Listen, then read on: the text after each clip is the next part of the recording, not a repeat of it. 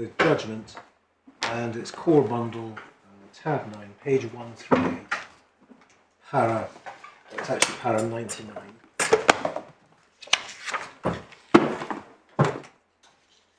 So the finding, having summarised the presentation, as with Egan, this presentation is not decisive as to how the ModaVi works in practice. Yes, not decisive, but he's certainly not saying it's irrelevant. And the judge in para 96 noted that Egan, for instance, made claims for the effect of the load and waste. Would respectfully submit that the presentation, while not being decisive, does make claims for the effect of the lobes. Para 100 needn't detain the court, I'm not relying on that. Now, the final part of the evidence on infringement is the PPD, which I can do quite quickly because the judge described it as having only a limited role, and the judge deals with this at para 63, starting at paragraph 63. And he then has some pictures, number of images of the ModaVi bag, and the PPD showed a number of diagrams, but if my lords keep one finger at page 127, another at page 137, my lords will notice that the diagrams are almost identical.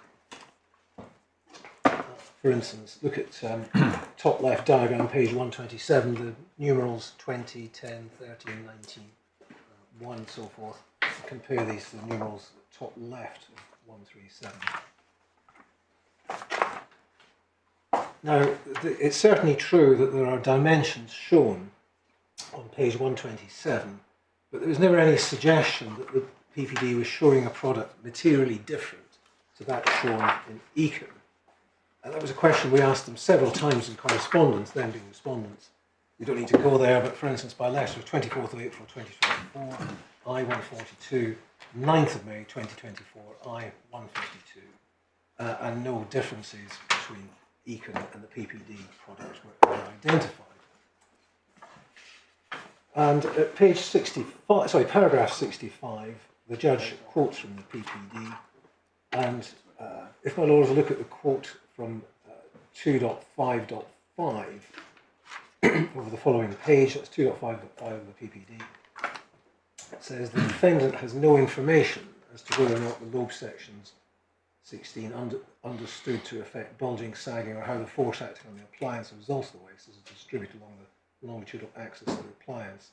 And similarly, it's 2.7.4, last sentence, the defendant has no information as to whether or not the waste affects bulging, sagging, or how the force acting on the appliance as a result of the waste is distributed along the length of the appliance. Neither of these statements is correct, because of course the defendant did have that information in both Egan and the technical presentation. And I've taken my lords to both of these documents. And as we point out at paragraph 79 of our reply skeleton, Mr. Mahood revealed at trial, he's a signatory of this document, he revealed at trial that Pelican had done further experiments, which were never disclosed either. For those reasons, it's not surprising the judge ignored both 2.5.5 and 2.7.4 of the PPD, and there's no respondent's notice of that. So I've now taken my lords through the patents, my submissions on purpose of construction, inventive concept, and the evidence before the judge. Now come to the heart of the judgment, which is the judge's analysis of infringement, starting at para 114. This is normal infringement. Now, my submissions here largely follow from the submissions I made about construction earlier. But if one just goes through the judgment, the judge begins with the waste, and it has the diagram that we've seen already at the top of page 141, and our argument is summarised at 115, and the judge doesn't accept our argument. But you're not pursuing that, so we don't need to worry. Yes, the first one we're not pursuing that. Well, we are pursuing purpose of construction for the waste. That's certainly true. But your case on the waste is based on equivalence. No, based on, well, we rely on normal interpretation for both waste and lobes. I'm sorry, I don't understand that. That seems to be contrary to what you said in your reply skeleton. Unless I've No, I know what my Lord says, and we're not relying on doctrine of equivalence for the waste, but we are relying on normal interpretation. So I've got it the wrong way round. Yeah. Thank you. I think it's para 15. Yes, you're quite right. Yes, I had it the wrong way round. Thanks for the correction. Okay. But going back to what the judge says in 116 in particular, he gives two reasons for saying that the waste doesn't satisfy the claims, requirements of claims 5 and 8. And the first one he says, each claims 5 and 8 requires a well portion that extends away from the periphery of the appliance. That's the actual periphery of the bag and not a hypothetical one. So that's the first point. He's not with us on extends away from the periphery of the appliance. And 117, he's not with us on extends downwardly towards the bottom of the bag. Now, just take those in turn. 116, what the judge has said here is that the second and third sentence, just a moment ago, each of claims 5 and 8 requires a well portion that extends away from the periphery of the appliance. That is the actual periphery bag and not a hypothetical one. Now, if one goes back, and I'm sure my lords are familiar with it, to para 59 of the judgment, we looked at that earlier, but I'll just go to remind you. Para 59, page 126, the judge construed that as meaning either part of or additional to. So, why is the well portion, on the judge's own views, as expressed in paragraph 59, why is the well portion not part of the peripheral connection? We say that the judge just seems to have forgotten what his finding was in judgment para 59, and that happens, people are human. But if he had applied the same construction to 59, he'd have said, well, it satisfies this integer. He may have gone on to the next integer about extending downwardly. But if all extends away from means it's either part or additional to, he should have held the answer was yes for the waste. But if you analyse what the judge says in 116, if he had applied his own construction, he said, the waste is part of the peripheral connection, let's move on. But what he says in this fourth sentence is the purpose of the wells is to create a space within the periphery of the bag that channels the waste and also makes the bag narrower than it would be without the wells. Well, the overriding point is that these aren't points he made when he was considering construction. And in particular, the judge has now introduced the idea of creating a space within the periphery of the bag and also making the bag narrower. Now, these aren't things that he mentioned when he was construing it. But if one just thinks about the making the bag narrower than it would be without the wells, we would say that's exactly what the weld has achieved, that the waste has achieved. Look at the diagram above this. The waste has made the bag narrower that would otherwise be without the wells because the waste is going in the way. And the last sentence of 116, we would say is confusing for several reasons. It's true the patent doesn't claim a specific aspect ratio for a bag or a particularly narrow bag. But so what? No one ever said the patent did claim a specific aspect ratio for a bag or particularly narrow. And even if it did, why would that be a reason to conclude the waste doesn't satisfy the extends away integer? So our short point, I suppose there's 2 points to this. Firstly, if the judge had applied the construction of 59, he would have said yes to this one. And secondly, that the judge's actual reasoning in respect for selection doesn't hang together. Now, then at 117, the judge goes on to deal with a separate point about extending downwards. Now we come to... Well, before we get on to the extending downwards, can you explain what he means when he says, if the waste is a well portion? Was that in dispute? Because as I understand it, it wasn't disputed that the waste comprised 2 weld portions. So the dispute was whether it extended downward. My lord is right, correct. So the if clause is inexplicable. Oh yes, at the beginning of 117, yes. Yes, I think what he may, as expressed, my lord is exactly right. It could be what the judge meant is if the waste is a well portion as per the claim or something. but as per the weld portions of the claim. It's certainly part of the peripheral welds. Maybe I'm not being very clear. But what I'm saying is a possible explanation of what the judge may have meant. But certainly, the point the waist is a weld portion was never in dispute because it forms part of the peripheral weld. And then we come to the bit about extends downwardly. And we say it's really quite simple. The judge doesn't apply the test that we say he should have applied if he construed it properly, of asking himself whether the upper edge of the weld portion, i.e. of the waist, slopes in a downward direction. Because if he'd applied that approach, let's look at the upper edge, which way do they go, then the answer would have been clear. The answer is actually in the pictures above that. They would have sloped in a downwards direction. Instead of which he's gone for the geometrical approach that's really criticised. So it really follows from construction, as is so often the case. Now we go on to the lobes, again under normal infringement. And judgment 118, the judge accurately summarises our argument. It's important to note, first two sentences, Salt's further argued the lobes extend inwardly at the periphery of the ModaVi bag, and so extend away from periphery of the appliance. I agree. So we won that one for the lobes. And then he points out the direction of the slope of the lobes, as shown in the diagram already seen. And then the judge rejects our point on downwardly in para 119. But he says, in the context of the patent, downwardly indicates that it is the weld portion that extends downwardly and not slope of the flow over it, as illustrated in the figures showing welds. Now, and then see also the diagram from Miss Anderson's report. The reading for which Saltz contends would require me to ignore the word downwardly in the claims and give it a different meaning, which the context does not bear.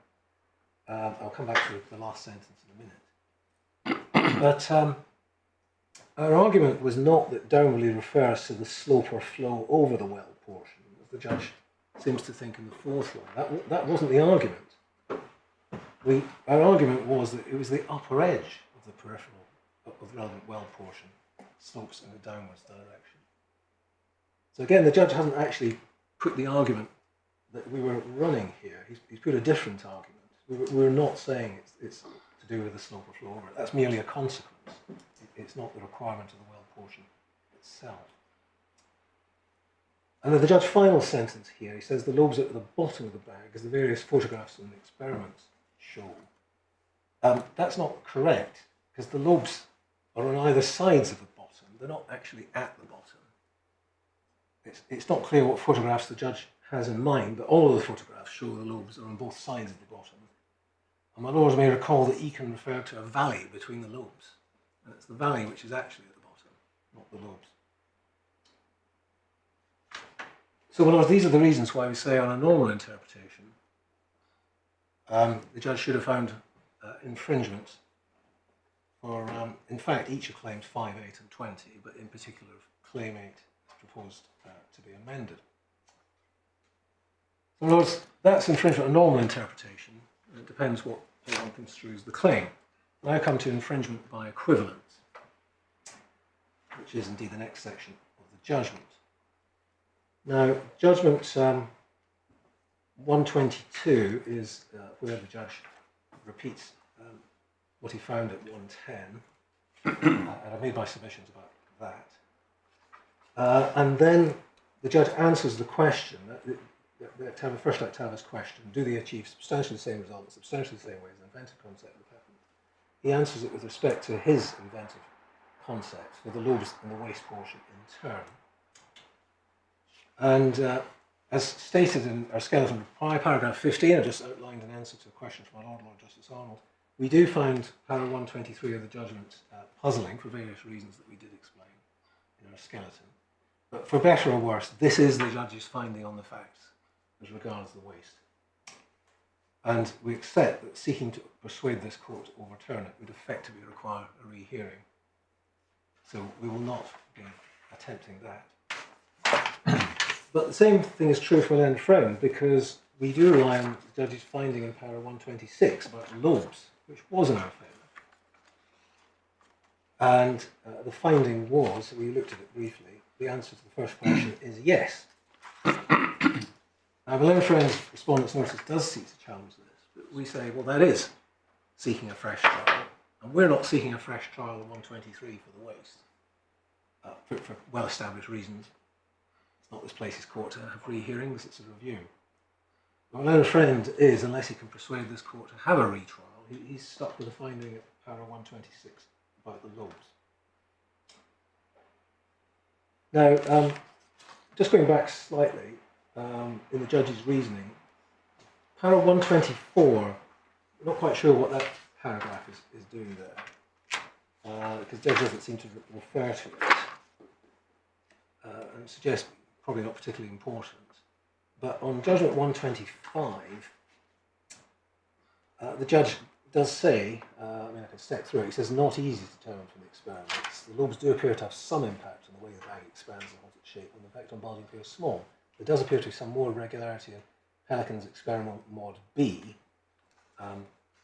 That's one of the ones in the photograph at paragraph 81, with lobes as compared with the bags without, and it appears clear the lobes do have the effect of making the peripheral well point away from the body. That's in line with the description of Ekin.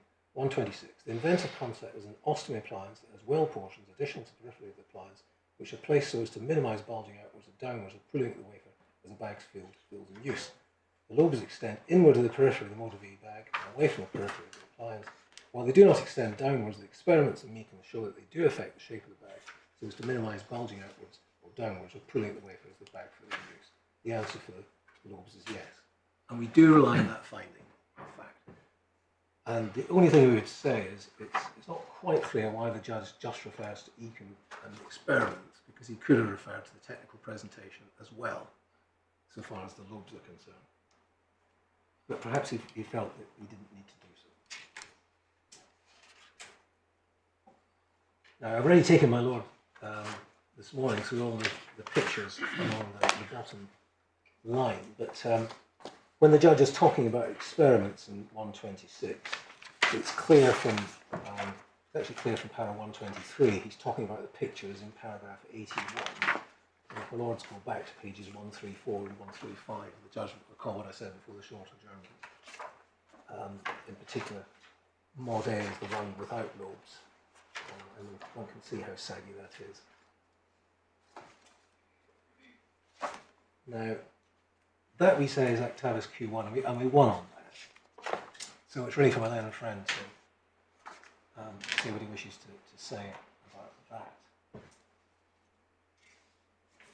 So far as an inventive concept is concerned, of course we won Actavis first question on the judge's view. We don't need to win an inventive concept as well to win an Actavis question 1, because we won on that even with the judge's view. That's what paragraph 126 is saying. So that's Actavis question 1. Actavis question 2, as my Lord Justice Arnold noted in Acabia, the answer, given the way it's framed, the answer is almost always yes. And the judge finds and isn't criticised for finding that the answer is yes in this case. That's para 127. So then we come to Actavis question 3 at 129. Now, before getting into the detail of para 129, which is the nub of this part of the appeal, you reflect on how the judge has arrived here. He's identified the inventive concept, and he's concluded that the inventive concept is identified doesn't require the well portions to extend downwardly. He's got that far. And he's repeated the inventive concept several times. I think it's in para 126, for instance. But in answer to question 3, the judge has concluded that strict compliance with the word downwardly is required after all. And that's not because of anything to do with prosecution history or amendments to the patent or any of the factors which my Lord Justice Arnold identified in Acabia. It's mainly, in fact we would say exclusively, because of the mere fact that the word is used in the claims. So our overarching submission then is that the judge has, in answering question 3, unfortunately lost sight of the point made by Lord Newberg and Actavis, and made by Lord Kitchen and Icecape, with whom Lord Justice Floyd agree on this, and emphasised by my Lord Justice Arnold in Acabia in the first instance, that the fact the language of the claim does not in any sensible reading cover the variant is certainly not enough to hold that the patentee fails on the third question. The judge has unfortunately omitted to mention that point in his summary of the law, and he's omitted to apply it here. So that's our overarching submission, but let's look at the reasons which are given in this paragraph. And the first of these, about 4 or 5 lines down, the invention can be achieved in a number of ways. For example, as Saltz put it in closing, by making a narrower bag. Now that's wrong in 2 respects, because for a start it wasn't an argument in closing at all, it was Pelican's argument. Somewhat unfortunate to make that inversion. But secondly, just making a narrower bag wouldn't achieve the invention at all. If that's all you do, just make a narrower bag. All you've got is a narrower bag. As we said earlier, it's merely a convenient shorthand. It wasn't any more than that. The well portions didn't actually narrow the bag, and none of the 3 formulations of the inventive concept ever referred to narrowing the bag, nor did the patent refer to making a narrower bag, let alone disclaiming a narrower bag. But thirdly, just the point that the invention can be achieved in a number of ways. Why, as a matter of logic, would this ever mean that strict compliance with the literal meaning of the claim was required? Because the existence of other ways of achieving the invention is implicit in the doctrine of equivalence approach in the first place. If there were no other ways of achieving the invention, the doctrine of equivalence would be unnecessary. And the fact that such other ways are not expressly claimed doesn't mean they are disclaimed for purposes of the doctrine of equivalence. The next sentence, the judge says, in this case, the patentee has chosen a particular way in which to achieve the intended effect and has limited the claims to the specific structure claimed.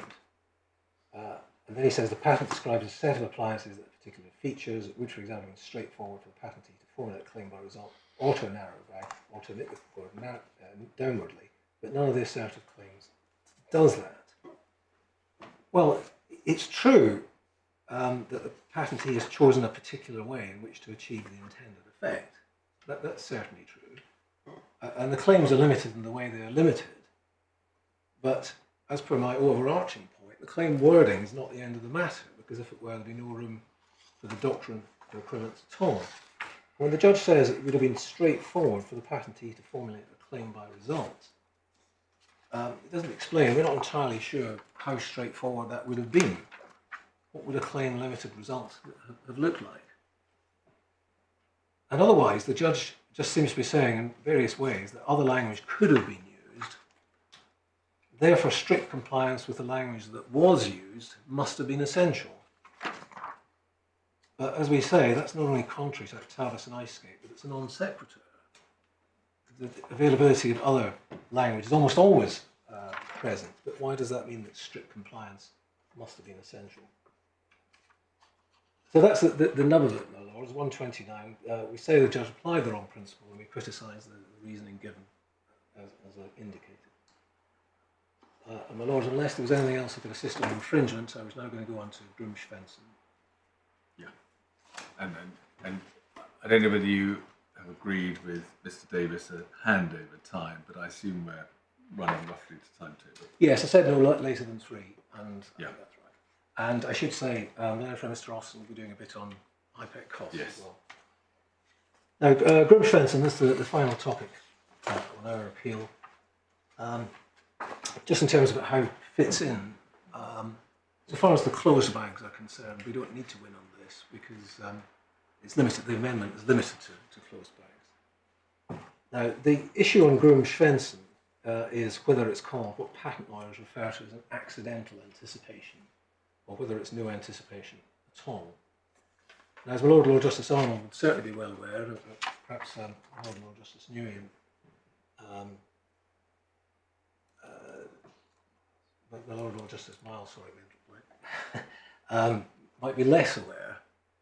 Novelty is established when the prior art contains clear and unmistakable directions to do what the patentee claims to have invented. And that's the phrase. It actually comes from a case book in the authorities called General Tire. Don't need to go there. Joint Authorities 9, page 267. It's been confirmed by the House of Lords in a more recent case called Synthon and plenty of other cases. and that's the legal test, clear and unmistakable directions. And there was no dispute as to the legal test below, as the judge notes at para 131. Now, the judge deals with Groom-Svensson starting at para 133, but again, my lords might benefit from just a little more context. And for that context, I'll invite my lords to go to Supplemental Bundle 20.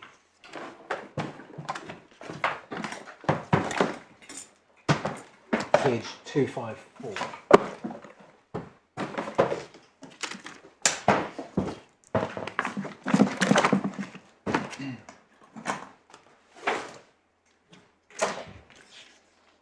And just in terms of a bit of background, if my lords go to the description, page 255 of the bundle, we'll see it's really quite a simple idea that's addressed by Groom-Svensson. Para 1, the present invention relates to a drainable ostomy pouch with a releasable, sealable, fold-up closure system. In Para 2, in the art, it's well known to provide drainable ostomy pouches with closure systems where a downwardly extending outward portion is closed by folding the outlet portion upwardly. And then there's various examples, details don't matter, Paras 3 to 6. But Para 7 says, common for all of these closure systems, there is a rolled up or folded up outlet portion as the lowermost point of the pouch during normal wear of the pouch. This folded or rolled up portion consists of multiple layers of fill material, including outlet bias members, and is therefore relatively stiff. This may result in discomfort for the user when using the pouch. And that's the object of the invention, is to improve the comfort. So you've got these bias members which might be rather uncomfortable when you roll it up. And the invention, as described in Para 10, column 2, top of page 255 on the right, by the invention, the fold-up outlet portion is hidden behind the comfort layer or dressing panel, and this makes the pouch more ergonomic to wear. And towards the end of that paragraph 10, furthermore, fewer sharp edges in the pouch which can interfere with the user's clothing. For instance, there's no stiff fold-up extending downwardly for the pouch itself, which may interfere with the user's clothing. So it's a bit uncomfortable, the closure, and let's make it more comfortable. And if my lords look at figure 1 on page 259, figure 1 on page 259 shows an open version of the pouch, which means it can be opened and drained. And I'll just tell my lords how it works and then direct to the appropriate passage of description of Groom-Svensson. But if my lords just look at item 9 in figure 1, that's described as extension 9 of the comfort layer in paragraph 21 of the description. And dotted area 9 goes up to either the bottom of weld portion 8 or nearly there.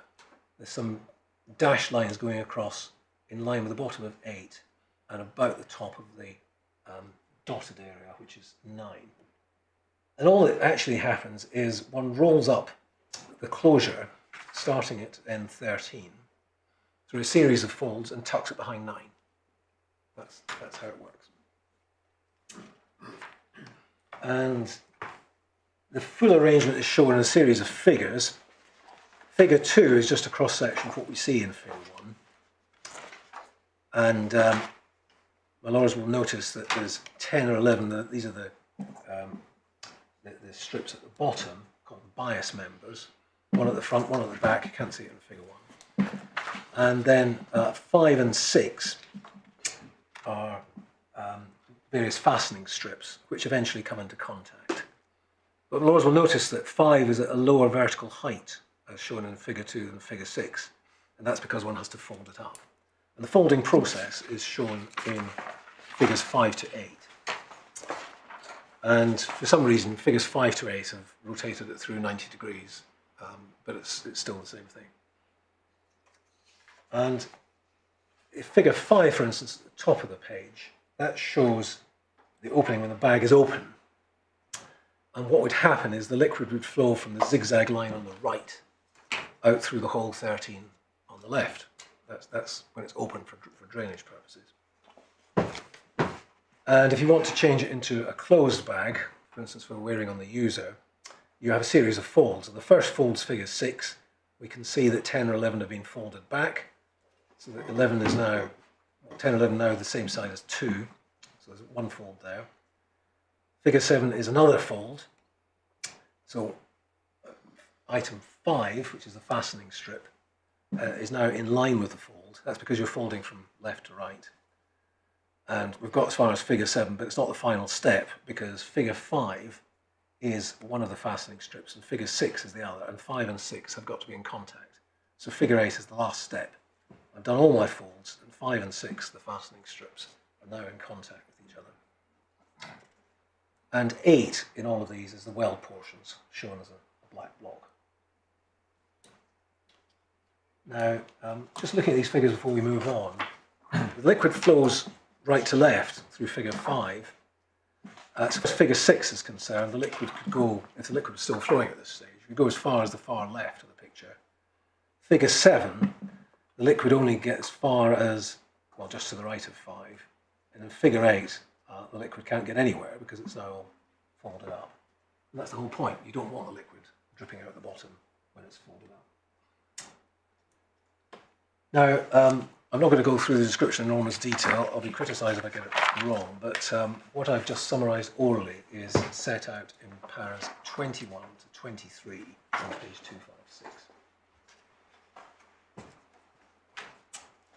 Now, paragraph 23 explains what the inwardly protruding welding portions are, and at line 53 it says, the inwardly protruding welding portions 8 define the passage between the cavity of the pouch and the outlet section of the pouch. That's the only statement made as to what they actually form, and clearly it does do that. It does define that passage. It's not suggested they have any function other than defining this passage. And the last thing is page 263, which is another version of the Grumschwensen bag. This is stated in Grumschwensen para 38 to be non-drainable, i.e. closed, as the judge found, as one can see from the diagram. That's a closed bag. Of course, this bag doesn't have any weld portions at all. Nothing equivalent to number 8. Now that is all I wanted to show my Lord of Grumschwensen itself. Going now back to the judgment, the judge has reproduced a number of these pictures and diagrams, and at para 136, my Lord has identified what the arguments were on novelty, and below we ran two arguments, 1 and 2. First we said the disclosure is only an ileostomy bag for liquid waste. That's not pursued. The judge dismisses that. The second argument we made is no weld portions that extend away from the periphery and downwardly towards the bottom of the appliance. And the reason for that was the weld portions in Grumschwensen actually form the bottom of the bag when it is closed. So they're not, as I say, extending away from the periphery and downwardly towards the bottom. They are the bottom. And we also made a point about it don't perform the same function, but the laws don't need to worry about that. Now,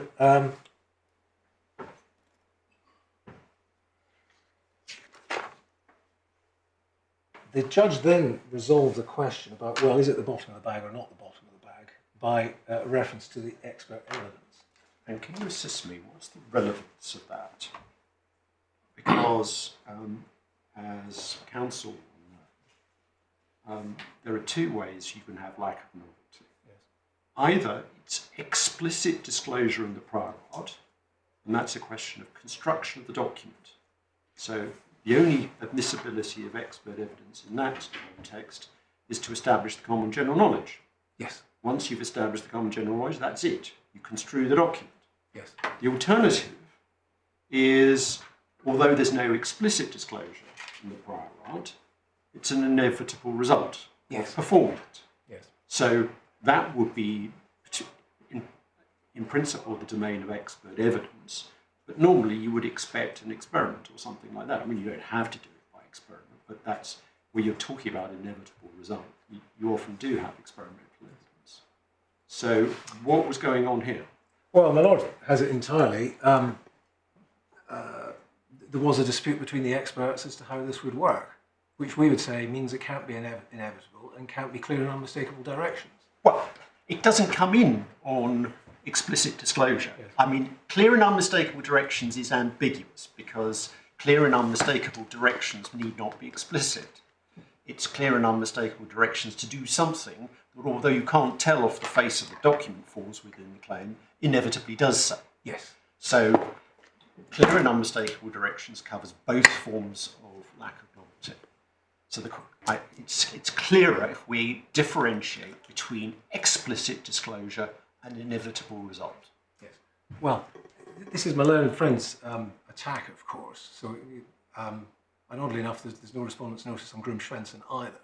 But what I'm doing is dealing with the way the judge approached it. And yes, certainly the end point of my argument is the judge didn't apply.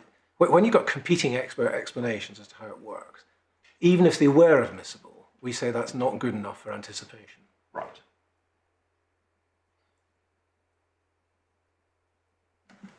But we actually say that the judge's analysis was not correct in any event because he's put the line for the bottom of the bag in the wrong place in reliance on Miss Anderson's evidence. Now, I take my lord's point. This is going beyond the disclosure of the document itself. Absolutely, I've got. But that was the basis of the judgment which I'm appealing. Well, part of the reason why I'm asking the question is to try and understand how the argument was run below. Yes. And the impression I'm getting, and I would be grateful for your comment, is that it wasn't run as explicit disclosure. It was run as inevitable result. Is that correct? I'm not sure the words inevitable result were ever used. Yes, well, that answer reveals a great deal. Yes. I mean, the judge doesn't anywhere set out the legal test he's applying. He says it was common ground, but I mean, was he actually told what the law was? Was he actually told? I have to check. But it's, I mean, I'm not sure if he was actually told in terms, the short answer. Right. But the test is clear and unmistakable directions. And there was no dispute as to the test. Well, the judge does say that. And the judge is indeed a specialist. But if a lord is saying, and this was indeed one of the points... But to be clear, your case is straightforward. Yes. You say plainly no explicit disclosure. You simply can't get it out of the document. Yes. Therefore, on your submission, it has to be an inevitable result. Yes. And it ain't inevitable. Yes. So. My lord, yes. And all I'm actually doing now is trying to say why it ain't inevitable. Right. And in fact, the judge's analysis is wrong, not just not inevitable. Okay. Anyway, go ahead. I'll go ahead, yes. It all turned out to depend, as far as the judge was concerned, on where the closure of the bag would be when it was closed. And the judge accepts Miss Anderson's explanation. He says that, having heard the expert, prefer Miss Anderson's explanation. And Miss Anderson's explanation is illustrated in two diagrams at the top of page 146. And the diagram on the left, the judge actually explains at 138. He says the waste would collect below the weld portions when the bag was closed. That forms the bottom of the bag for these purposes. So the judge is accepting Miss Anderson. When it's closed, the bottom of the bag is at the red line. And we say that just simply can't be right. Because if you look at the way the bag folds, in particularly figures 7 and 8, 5 goes up relative. The final fold going from figure 7. See, 5 in the judge's diagram is where it is in the totally unfolded position. But figures 7 and 8 show the succession of folds. And my lords will note that 5 goes up vertically, going from figure 7 to 8. And it has to do that because 5 has to connect to 6 in figure 8. And 6 is higher up. And we know 6 is higher up because the diagrams in Grimm-Schwensen show that 6 is higher up than 5. So that red line just can't be right. But I'm sorry, but if you look back at page 144 with the judge. Yes, that shows 6 higher than 5. That shows 6, but it's still lower than the world's. Looking at that picture. Well, 6 has got a finite width, of course. Sorry? 6 has got a finite width. 6 isn't a point. 6 is... No, it's that block, isn't it? It's a block, yes. In the figure 1, isn't 6 that bit in the middle of the... Oh, I see what my lord's saying. Spotted Yes, bit. it may be. If right, that's still below... which is below the below world. 8, yes. Yeah. So it would be higher up than the judge shows, but my lord's saying it's not But lower still than 8. below the world's. Yeah, I think that's right. But then, where 5 or 6 wasn't really the important point. That was the background to the point which is on a right-hand diagram at the top of 146. Because what the judge has held is that the usable space ends at the bottom of the first part of the fold.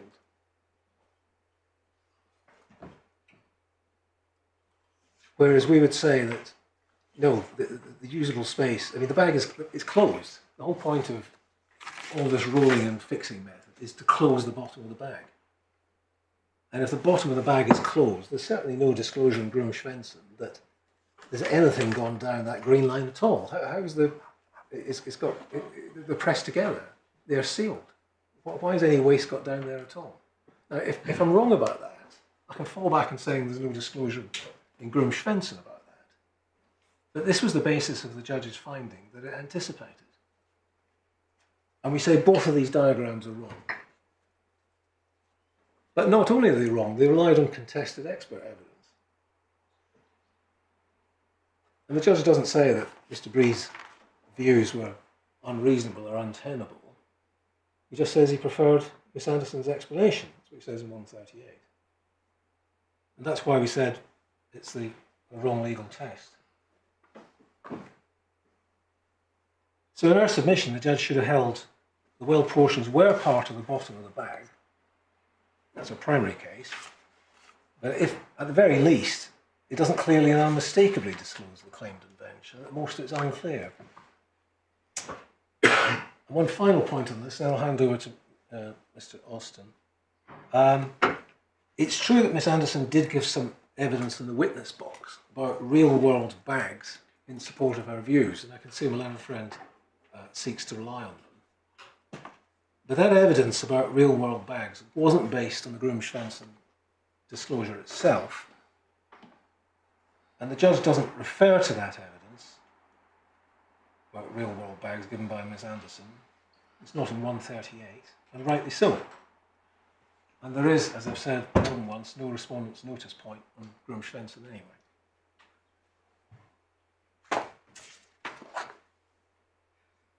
So, my lord, I'll just take a moment, but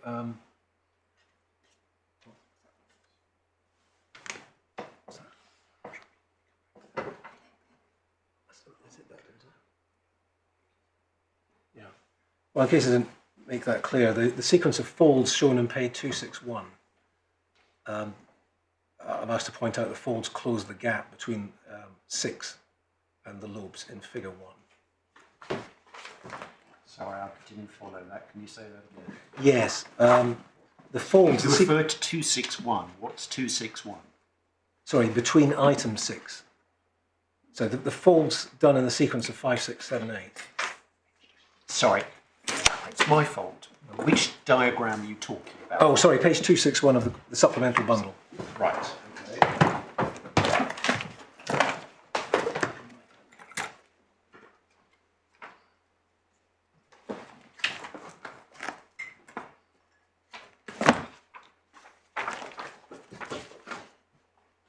Now, I'll tell you what, rather than waste time, I'll just park it there and come back if necessary, because I'm not sure I've got... No, because you've made a point. Yeah. It's my fault. I just didn't understand it. I would like to understand Yes. what you've said. But So I've got 261. So which figure? Yes, just hold on a minute. I'm not quite sure I understand it either, actually. Okay. In which case I feel slightly less But stupid. I'll just come back to this if necessary once I've understood it, rather than trying to explain something. Little point that, sorry, if you look at 5, you can see the way that the waste would come out with those zigzag lines. Is this your point? And then if you go down the sequence, you'll see that by figure 8, when all the folding has happened, and it's closed up. So there's no room for Yes. the waste to come out. Yes, that's the point. Right. My lawyer's got it better than I explained it. So that, on your argument, is the effective bottom of the bag once all the folding has happened. Yes. Yes. And that's above the weld. Well, yes, it's yes, that's right. Closed up above It's the closed weld. up above the weld, yes. Actually, one further point I should just say that if one recalls figure 10 of Grumschvensen, that shows a closed bag, and that doesn't show the weld portions at all. So, if anything, that might be thought to support my submission that the weld portions in the open version were only seen as being part of the bottom of the bag and not as having any other function.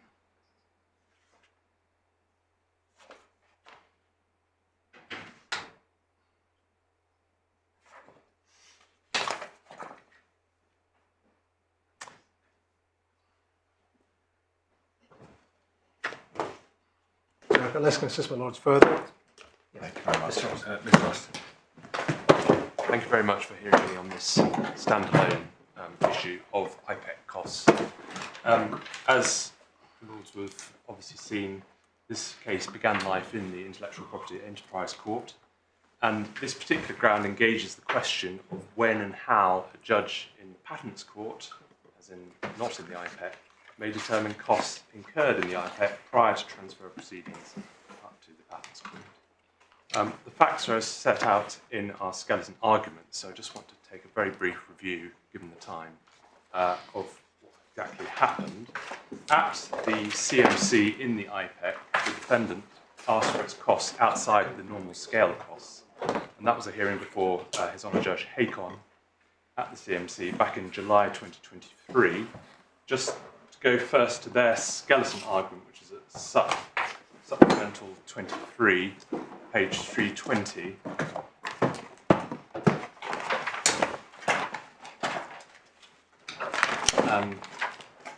Having succeeded in the transfer application, my learned friend, Mr. Davis, page 320 of the supplemental bundle. Having succeeded in their application, my learned friend relied on paragraph 32 of his skeleton, where he submitted that pre-transfer costs ought not to be confined to the IPEC scale. And that was then rejected. At that hearing, His Honour Judge Hakon determined that the threshold for unreasonable behaviour or abuse of process had not been met. And we see that in the order made by the judge, which is behind tab 25 in the same bundle. Just before we get to the order, I was struggling to find this in the judgment. Yes, Different judgment. there's a different judgment. The judgment behind tab 24 of this bundle is the substantive transfer judgment. Indeed. He transferred, sorry, Yes, quite so. I follow. yeah, but he didn't deal with the issue of costs in the judgment itself. Right.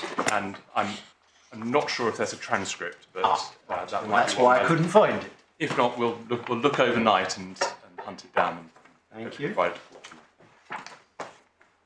But nonetheless, the order that the judge eventually made is behind tab 25. And I think after a bit of toing and throwing, the material decision of the court as to whether this was an instance where costs should be outside scale costs was recorded in the fourth recital of that particular order. And we say that's a decision as to the facts. There was no appeal from that particular order or indeed recital. And we also say that was the right time to make such determination because the judge was obviously in possession of the immediate facts about what happened in the Intellectual Property Enterprise Court before transfer.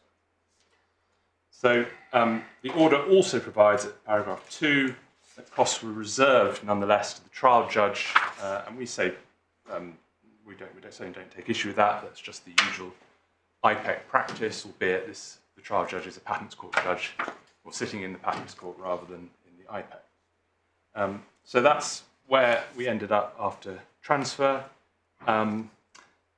As my lords will be familiar, the costs of applications, at least in the IPEC, are expressly reserved at the conclusion of trial. That's CPR 63.26.1, subject to unreasonable behaviour if it exists, CPR 63.26.2.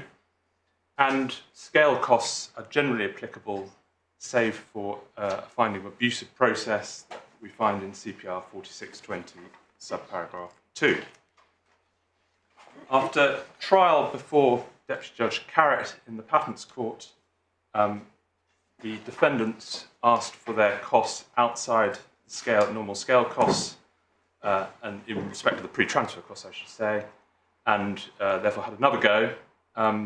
They relied on what we regarded as nonetheless quite tendentious facts, but we say that this was actually a decision that had already been made by His Honour Judge Hakon before that. We say it's all water under the bridge because they'd already been determined. And that's why it appears that Deputy Judge Carrott did not engage with those contested facts at that stage. If the Lords turn to Core Bundle 17, page 200, that's the judgment form of order hearing in the Patents Court.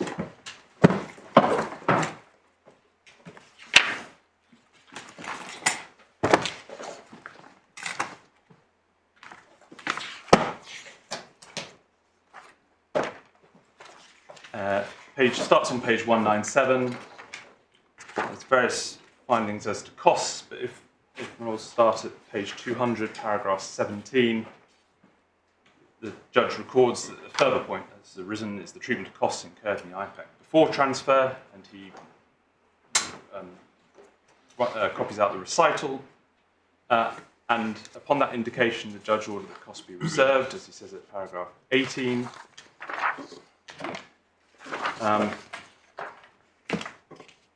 And then he recites the particular aspects of the CPR, 194621, which says that this section applies to proceedings in the Intellectual Property Enterprise Court.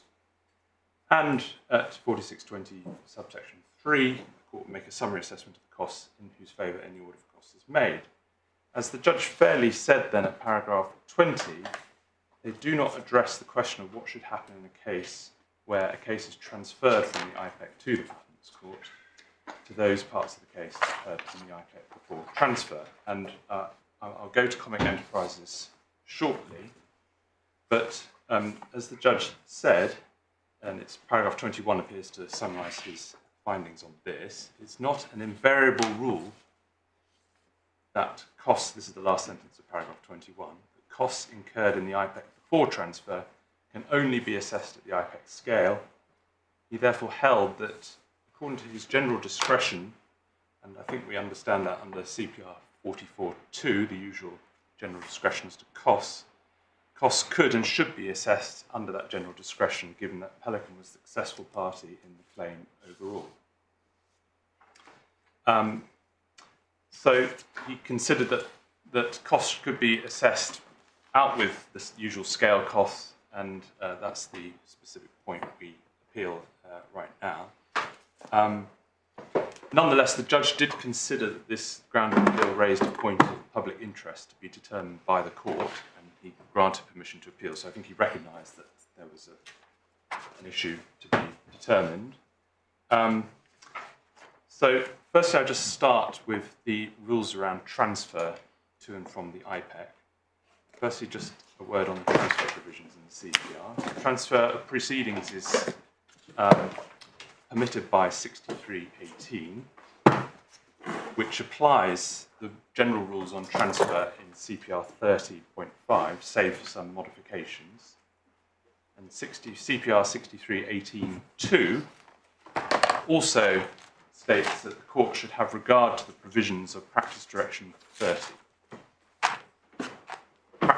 Practice Direction 30, paragraph 9.1, applies to transfer proceedings to or from the IPEC and gives a list of criteria for consideration, which I'm sure my laws will be familiar, namely usually value, complexity, the length of trial, and so on. And indeed, that's all mirrored in the IPEC guide insofar as the parties need to look there. But those particular transfer provisions do not say anything about how the treatment of costs should be managed, nor do they disapply any cost provisions of the IPEC. They are silent. So we say the correct approach under the CPR is to apply the usual rule, namely starting with CPR 4621, which, as Deputy Judge Carrott and stating his judgment, applies to proceedings in the IPEC. And we say that is conclusive. That is a clear statement that even if there is a transfer later on, nonetheless, insofar as the costs have been incurred to proceedings in the IPEC, that's as far as the court needs to look. And there is a saving provision, 4622, which is when there has been abuse of process, but there was no such finding in this particular case, and I'll come on to that in a little while as well. So, are we looking at these rules? I'm conscious that not all the rules are in the bundle because No, I can see the 46. But 4620 is at Authorities, Volume 1, page 9, behind tab 2. I might warn you, not that it's relevant considering these are here, that we don't nowadays have up-to-date white books in court. Those have gone. But then, my Lord's wish to go to page 9 of the Authorities. Yes. That's the basic rule as far as the Intellectual Property Enterprise Court costs are concerned. Just to repeat myself, subsection 1 says it applies to proceedings in Intellectual Property Enterprise Court. It doesn't say except where it has been transferred or words to that effect. I just previously made the point that insofar as there are transfer provisions which are incorporated by reference into these rules, they don't say anything about what to do with costs either. And so we say this is conclusive as far as the costs incurred when these proceedings were in the Intellectual Property Enterprise Court is concerned. There's no sort of gloss on the or exception made. So that's subsection 1, and then subsection 2 deals with the relatively limited exceptions when there's been behaviour by a party in a manner which amounts to an abuse of the court's process, or B doesn't apply in this particular case when there's been a certificate of contestability, which is not the case here. So that's what we say. Those are the rules we say, and that does now beg the question as what to do with the general discretion under CPR 44.2 as to costs. And I'll take my lords to the couple of cases very shortly, but we say that discretion is necessarily modified in the IPEC, or when it's relevant to proceedings in the Intellectual Property Enterprise Court, by this provision of 4621 and 2.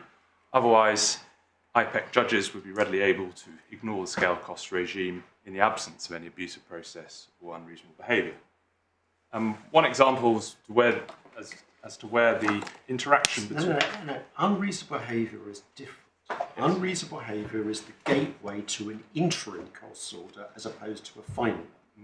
When we get to a final costs order, the only relevant escape valve is abusive process, as you rightly said a moment ago. Quite right. I had in mind 63, 18 as well. So I just wish to show the Lords the case decision in Westwood and Knight, which is in the second volume of the Authorities Bundle, behind tab 20.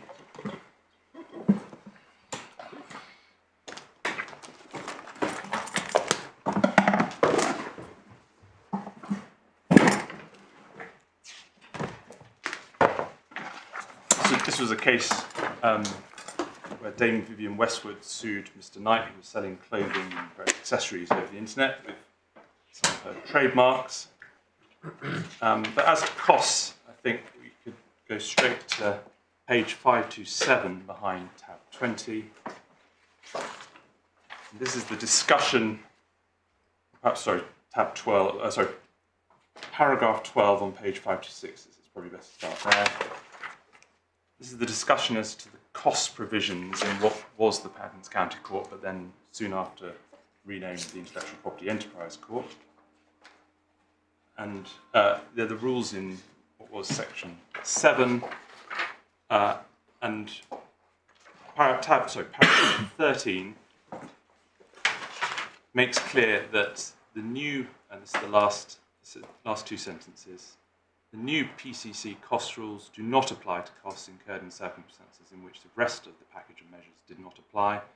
So costs incurred in the High Court before transfer of PCC are not caught by the automatic provisions of Part 45.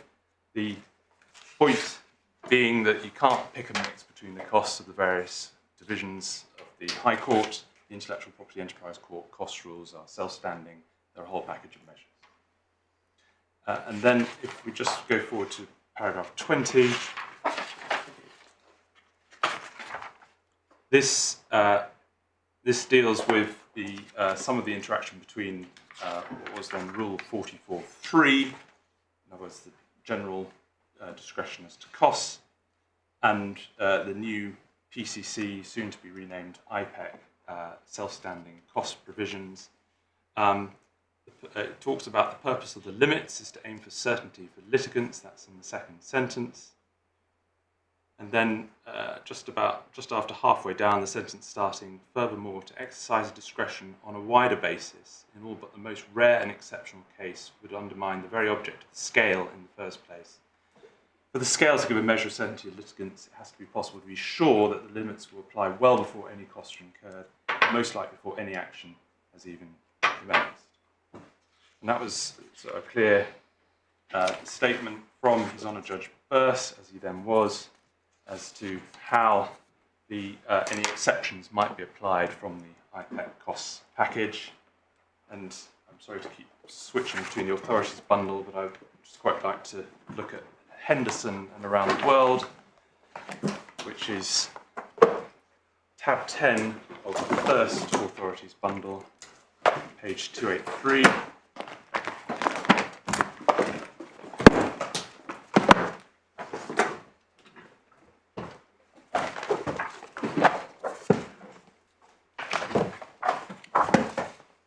This was a case, a copyright case, I think, about a song by Ms. Henderson, infringement of performance rights, and it sounded, well, it was another decision of His Honour Judge Burse, this time in 2013. It was perhaps a slightly more complex question of how one should treat, after the event, insurance premiums and other aspects of an insured case under the scale cost regime, including success fees.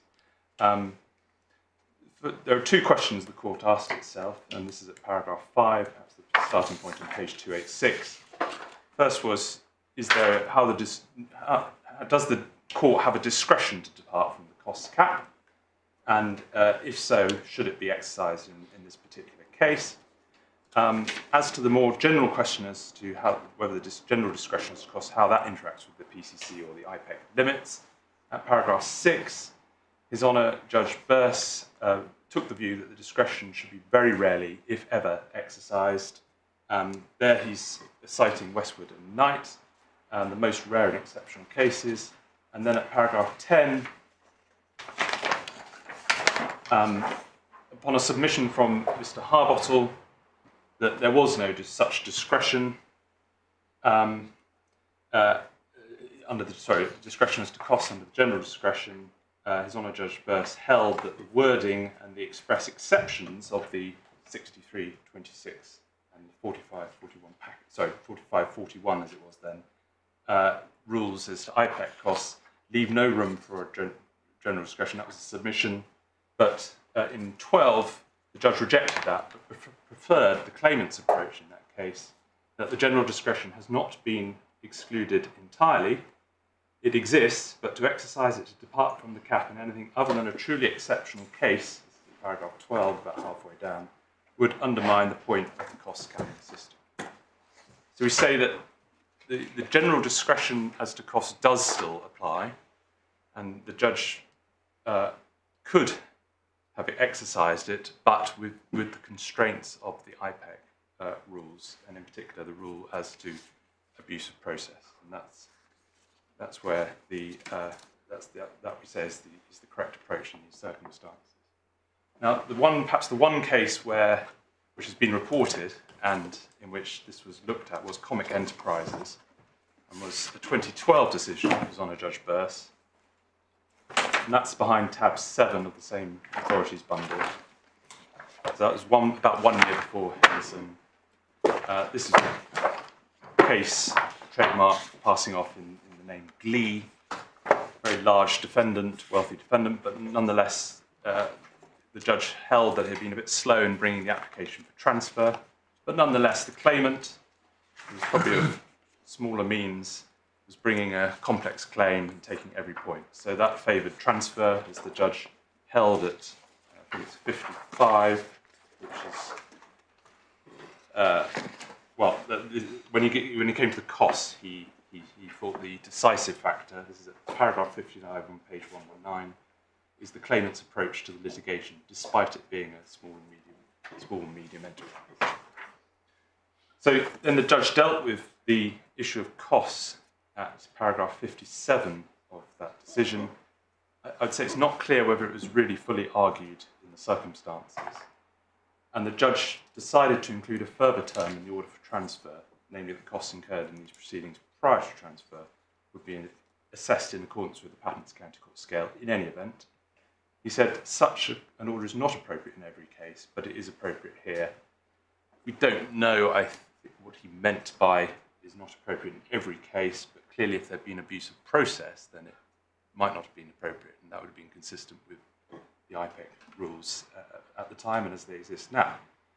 So presumably he had in mind the exceptional circumstances to which he would go on to refer to in the Henderson and Westwood judgments later on.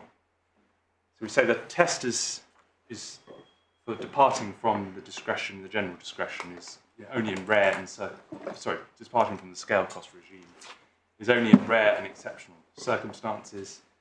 And I don't think we need to go to the working group report, but that was a report of including my Lord Justice Arnold, of numerous figures who were setting the rules for the Intellectual Property Enterprise Court, and it emphasised the need for certainty as to cost recovery, and also the idea that there should only be an exception to the scale cost caps in very rare circumstances. So we say the judge fell into error in failing to restrict costs of the IPEC proceedings, in this case, to the scale costs. And we say, given the findings of fact that had already been made by His Honour Judge Hakon at the transfer hearing, we say that wasn't a decision he was entitled to come to within the scope of his discretion under CPI 44.2. There are otherwise two ways to think about it. Either the judge considered that the usual IPEC rules didn't apply, and we say then he was wrong to do so because of the way the CPR works, in particular 4620, or he considered that it did apply, and in which case he must have then implicitly made a finding of abuse of process, and we say there was just no reason to have made that finding, both on the facts as they existed and also because of the decision of His Honour Judge Hakon back at the transfer proceedings.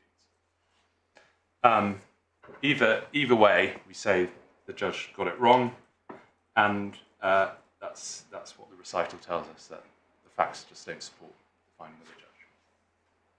Do my lords have any questions?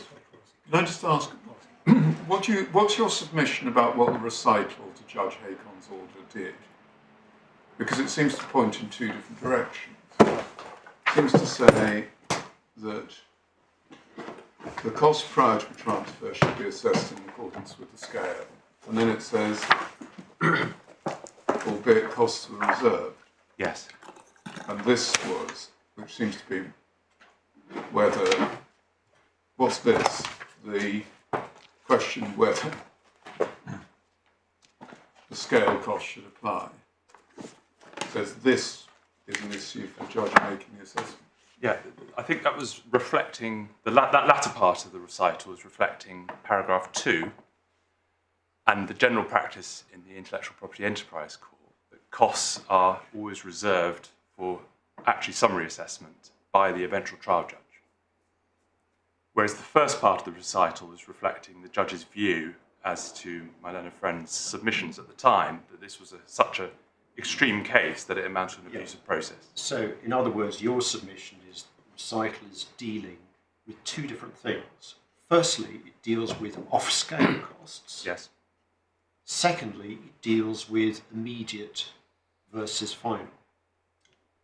Yes, that's correct. And also dovetails with paragraph 2 of the substantive paragraph 2 of the order, which is that costs are reserved ultimately. Yeah. So those, I think those are my submissions. We just say it's a policy question as much as anything, Lords, and maybe in the future it would have been easier for the transferring judge to make that decision summarily as to cost, but that's in my Lord's hands. Thank you very much. But the problem is that if there's no unreasonable behaviour, he doesn't have jurisdiction. Having transferred, or at all. At Yes, all. or at all. No, At all. That's right. Unreasonable behaviour is the gateway for an interim cost order. Thank you. Mr. Davis.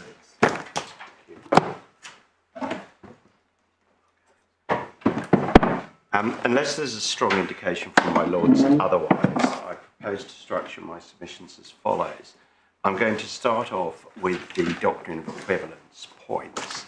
Firstly, the inventive concept, which goes to their ground of appeal, number 5, in our respondents' notice 1 and 2, subparagraph 1. Then I'm going to talk about, I'm going to work through Actavis, and I'm going to talk in particular about Actavis 3 and the downwardly point, so that's Salt's ground of appeal 7. I'll then very briefly digress onto ground of appeal 6, which is still pursued. I will then move on to the normal infringement case. I know that's taking it slightly out of order, but it's because I'm going to go through the patent in some detail when I talk about inventive concept, so I've done all the groundwork. Depending on time, I'm either then going to move on to my respondent's notice point as to the judge's finding of fact on the lobe functionality and or the Grum-Schwarzen prior user, and finally I'll end up on costs. I may take a bit of time. Excuse me for jibbing at terminology, but it's not a prior user. You're completely, I do beg your pardon, the whole point is it's not a prior user. Exactly. It's an anticipation. I want to take, first of all, an overarching point, and this disposes with 9/10 of my learned friend's appeal, grounds 1 through to 7. It's well known in this court that there can be island hopping on evidence because the court has not heard all the witnesses. In this case, I don't think there's been really any reference from my learned friend as to the evidence and the expert evidence. The way my learned friend got around that was by saying this is principles of very elementary mechanics. Those were his words. No, it is not. It is a misnomer to consider this invention as a simple mechanical invention, something that a layperson or the claimant's lawyers can just look at and explain how it works. The expert evidence is to be respected and is crucial and is not to be ignored. In particular, and I'm aware of the substance we're talking about, actually it is relatively complex fluid mechanics as to how that substance flows and therefore fills the bag. It is not good enough to just look at it as a lawyer and say this is how I think it works. In fact, I go higher than that, because when one looks at the evidence of the claimant's expert, Mr. Bree, he didn't give evidence that he could look at the bag and opine on how it worked. There's no evidence, no primary evidence from him, either as to how the patent worked or as to how the ModaVi worked. And what my expert said is, I can look at it, I've been doing this for 20 years, and I can give you my view on how I think it works, but I'd like to have experiments to confirm my understanding. And so I'm going to be going through the evidence on this. When I do, one flag right at the outset is the judge's findings on the claimant's expert evidence. And it is always a difficult process putting together an expert report in a patent case, but nonetheless, the judge made the explicit finding, and he saw the witness, that Mr. Bree's lack of proficiency in English was unclear, and that meant that how much of his written evidence was his own work was unclear, and therefore that written evidence must be treated with caution. And that evidence has rightly not been challenged. Sorry, that assessment has rightly not been challenged. So where does that little speech get me? Gets me to this. There is no evidence that the extensions in the patent will be understood by the skilled addressee reading the patent as having a directing or sliding effect. No evidence on that at all. There's nothing in Mr. Bree's first witness statements to how the patent works, so little that my learned friend hasn't even put it in the bundle. The only time he even vaguely looks at this is when he tries to construe the claims, and in those claims there's nothing about directing or sliding. My learned friend quite rightly put this directing or sliding point to my expert, and she didn't agree with him. She made absolutely clear, and it's in the cross-examination in the supplemental bundle, but since it's only a very small snippet, let me just read it to you. What my expert said is the reason this is supplemental. Would it be best if we turned it up? Perhaps it would. So let's go to the supplemental bundle, page 246.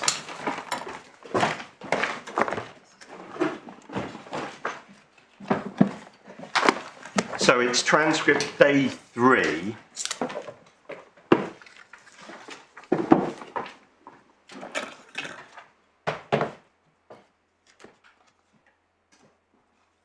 I'm terribly sorry, I've got the wrong reference somewhere.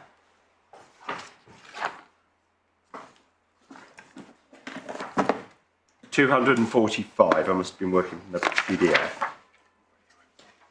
And it's transcript, it's page 354. And the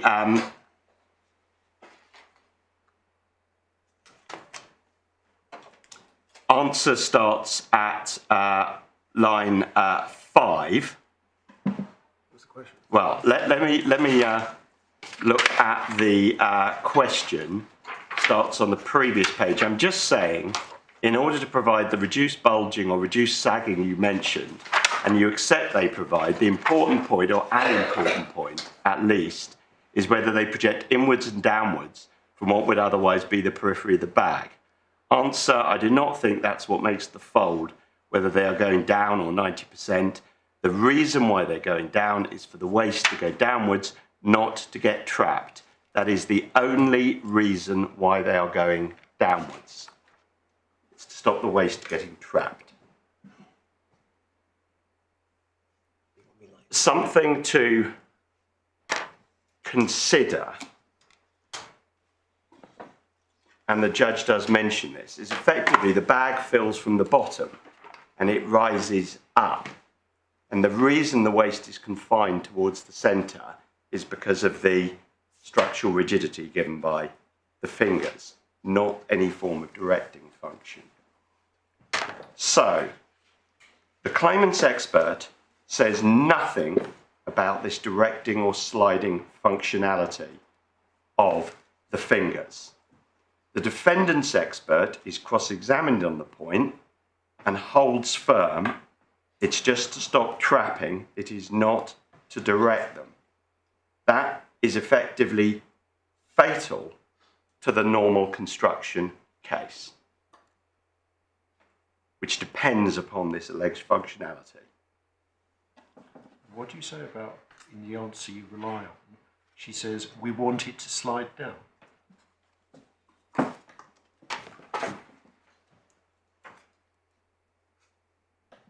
Slide down rather than get trapped on it. To be sure, but she seems to be accepting you do want it to slide down. Well, it's instead of being trapped, it would slide down. It's not to direct the inlet flow of waste. It's for the odd bit or piece that might get trapped at the top. That's why it's downwards.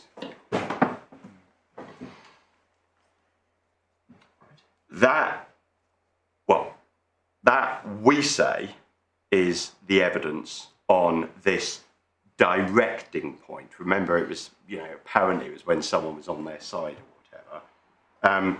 There is evidence, and the judge found that effectively the way these bags fill is from the bottom upwards, not from sliding downwards. Obviously, the waste comes in at the top.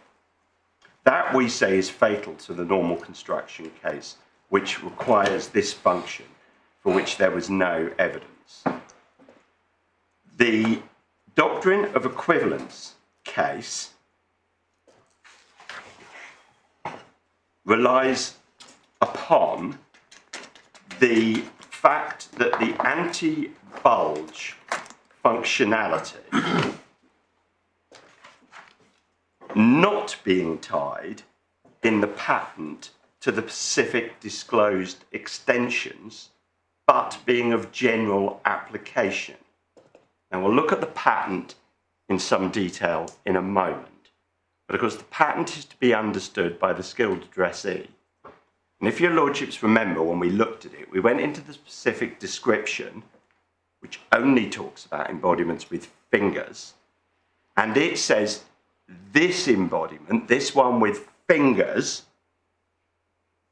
has this anti-bulge functionality.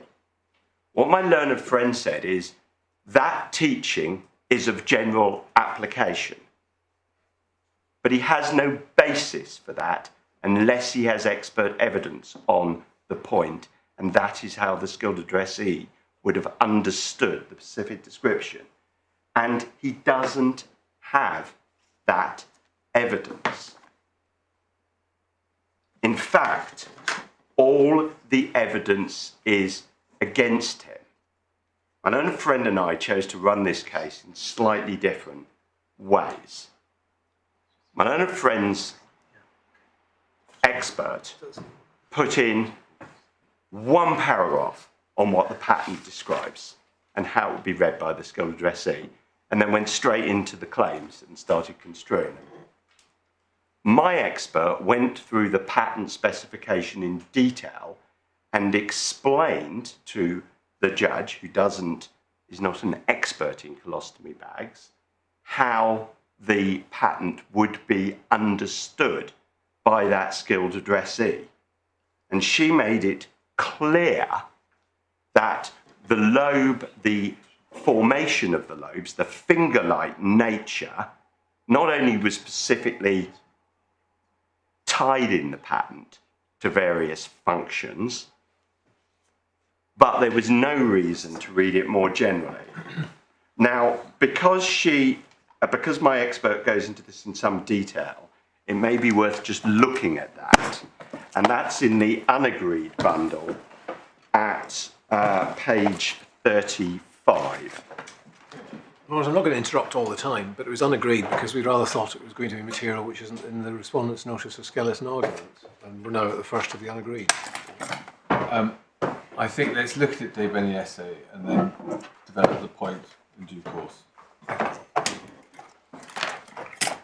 So,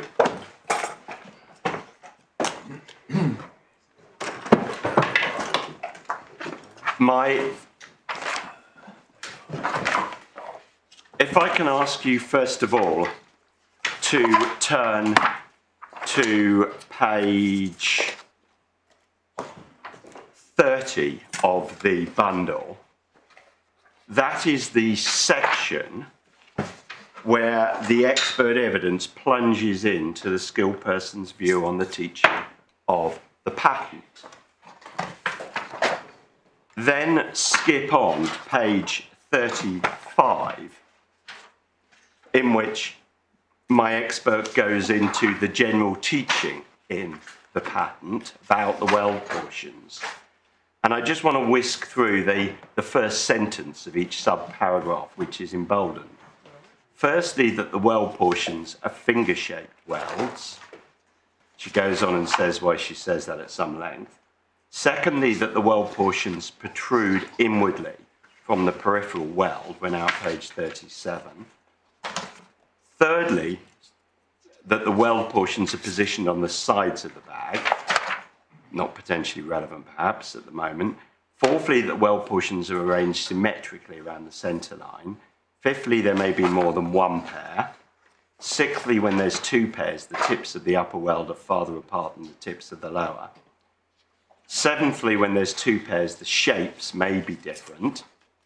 And then eighthly, I think I've got to that the weld portions would extend downwardly.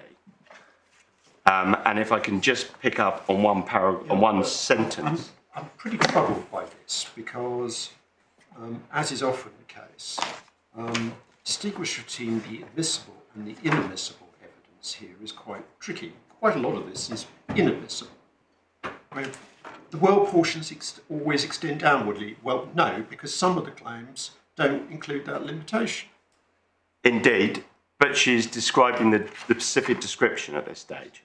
I take your lordship's point, but it is difficult to get an expert only to, when one is explaining things, not necessarily to step into judicial territory, and the judge needs to take what is required and discard the rest.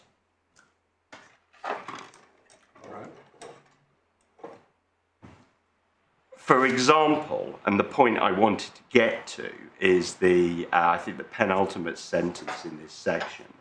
The skilled addressee would understand that if the weld portions... I beg your pardon, I'm still on page 40. I see it. I'm about 5 lines from the top. The skilled addressee would understand that if the weld portions were horizontal or pointed upwards towards the top of the bag, output would get stuck above them.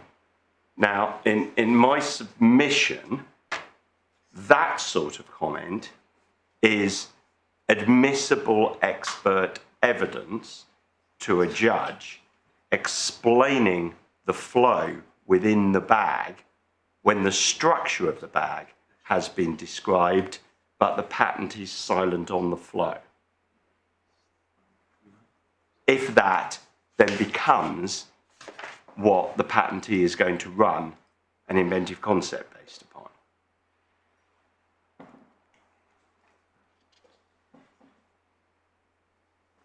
My point is really this, and then I will move on, that my learned friend's Dr. McKibben's case is entirely reliant on the skilled addressee, when reading the patent, getting a more generalized disclosure than what appears from the face of the words itself. And he can only do that with expert evidence. We can argue whether or not it's admissible or inadmissible expert evidence, but he hasn't got any. And that, we say, is then fatal to the inventive concept case.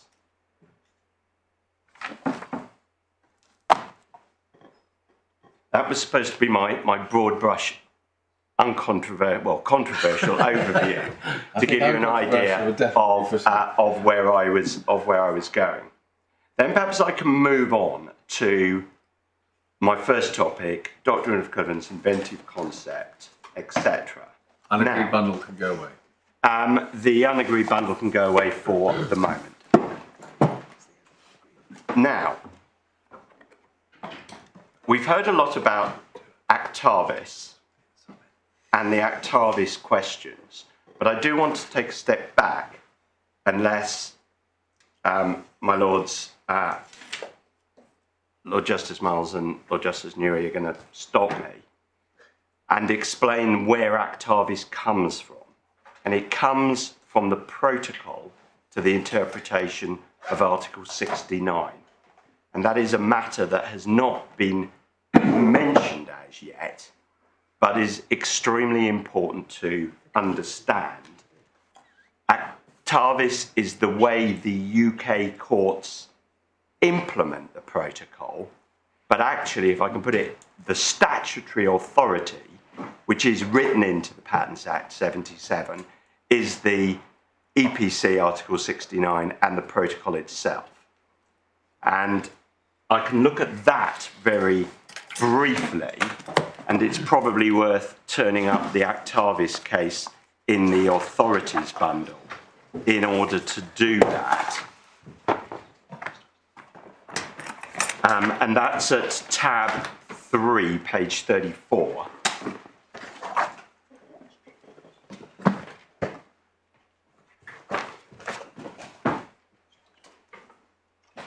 And my lords will see there Article 1 general principles and Article 2 equivalence. That is in the Patents Act. It's referred to, I think, in section 125, maybe sub 3. If you're going to do this, you need to start where Lord Newberger starts. So paragraph 28, we get 137 of the Domestic Act, which tells us that it's framed so as to have as near as practical the same effect as the corresponding provisions of the EPC. So that's the legislative anchor. Indeed. Then you go to Article 69, which says the extent of protection is determined by the claims. And then you get into the protocol on the interpretation of Article 69 as amended in 2000 in paragraph 31. Indeed.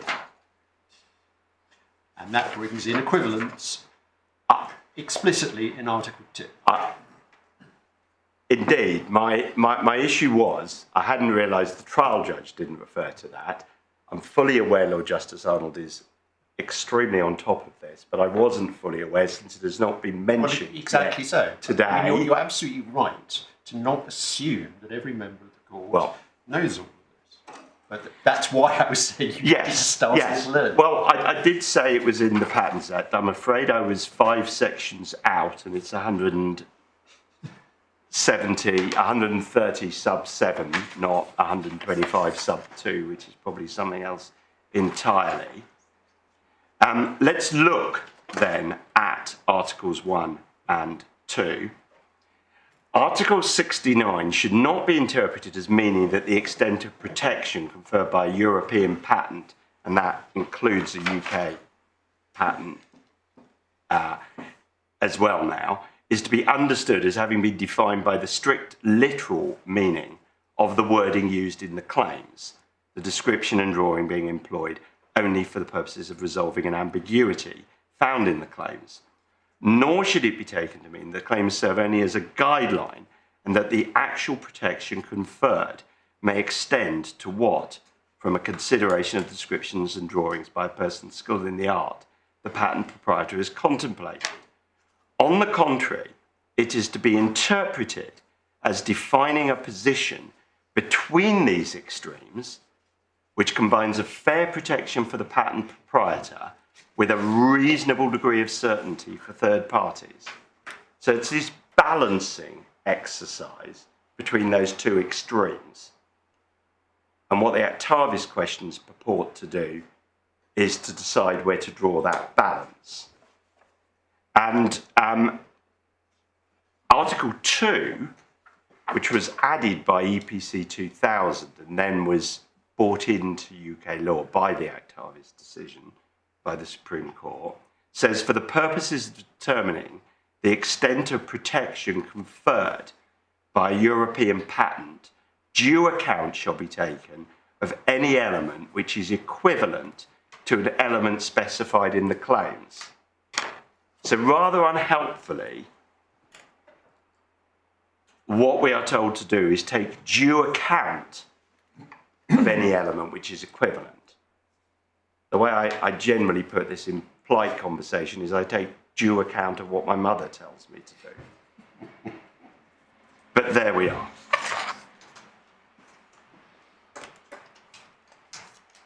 I have tried, both before the court below and before this court, to pull some things together with principles as to how one might approach identification of the inventive concept. Because without wanting to be without wanting to have a lack of reverence or whatever, to some extent it's a game. The patentee says the inventive concept is everything they can find in their patent that's also in the alleged infringement, regardless of what the claim says.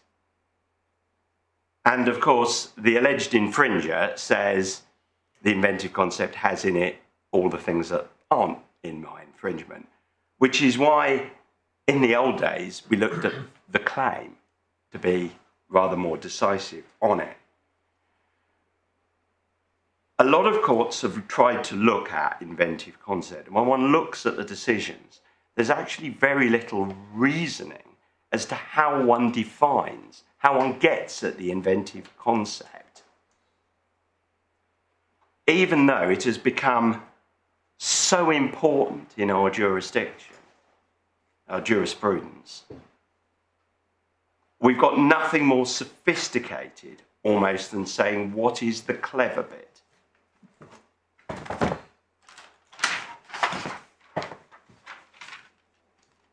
Let's work through them. The starting point is the claim. That seems to be common ground. My learned friend took you to the Icescape decision, in particular the judgment of Lord Justice Floyd, making clear that the starting point is the claim. That is also consistent entirely with what the Unified Patents Court is doing on equivalence, which again is making absolutely clear the starting point is the claim. The only real analysis of this is in the Formicon decision of Mr. Justice Mead, in which he says, well, that's all very well and good, but what level of abstraction do I look at the claim? What level of generalization do I look at? And he decides, well, the level of generalization has to be the level of generalization the claim goes into, because that's my starting point. Moving on, because I'm conscious of time, I'll slow down as and when told to. Second principle is there has to be recourse to the description. Well, that actually comes straight out of the protocol. To some extent, it's the other side of the same coin. And again, it's trite that the description may well describe things that are broader than the claim, but one is looking at the inventive concept of the claim, not any broader concept in the specification itself. Thirdly, we say the identification has to be with the common general knowledge in mind. Now, what do I mean by that? The inventive concept in my submission is what it says on the tin. It has to be something that the skilled addressee would consider, at least arguably, inventive. it can't just cover the common general knowledge. And that's why we say one thing, which I'll go into in more detail when I go through these with the application on this case. We say that's why the inventive concept cannot just straight read on to a generic figure of 8 shaped bag or a tapered bag. And the judge realised this. He put it, he said, the inventive concept is not simply a bag of a different shape. I believe it was a question from the bench basically saying, does it just cover a bag that gets narrower? And that is what my learned friend's inventive concept would cover. But of course, tapered bags, i.e. bags that just get narrower, and waisted bags, i.e. bags that have a narrowing, were common general knowledge. Now, the way my learned friend got around this at trial was to say that only one specific type of figure of 8 bag was CGK, but he lost on that and he hasn't appealed it. And the consequence is that his inventive concept, as before this court, is hopeless because it reads straight on to a generic figure of 8 bag or a tapered bag. Next, in my principles. Well, since you're on that point, what do you say to the argument that I'd forgotten was being run? It was actually mentioned in the reply skeleton, but Mr. Campbell reminded me, which is you're effectively running a squeeze on invalidity when it's not pleaded. We're not running a squeeze on invalidity. We are saying your inventive concept is wrong, because if it was right, you read straight onto the prior art. Now, I did actually plead that point going to Actavis 3. So it is a pleaded point, but I do accept I'm now running it as a reason why their inventive concept is wrong. But my pleading didn't contain each and every reason why their inventive concept was wrong. It contained a plea that their inventive concept was wrong, and it contained a plea as to what we said the true inventive concept was.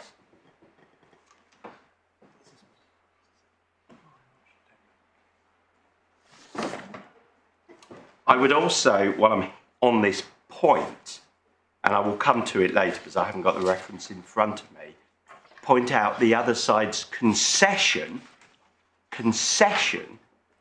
that a waisted bag which narrows falls within their inventive concept. They conceded that in their written opening, and I will take you to that in a moment.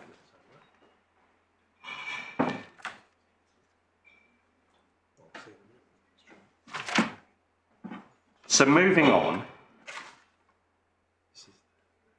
the inventive concept should be relatively easily ascertainable.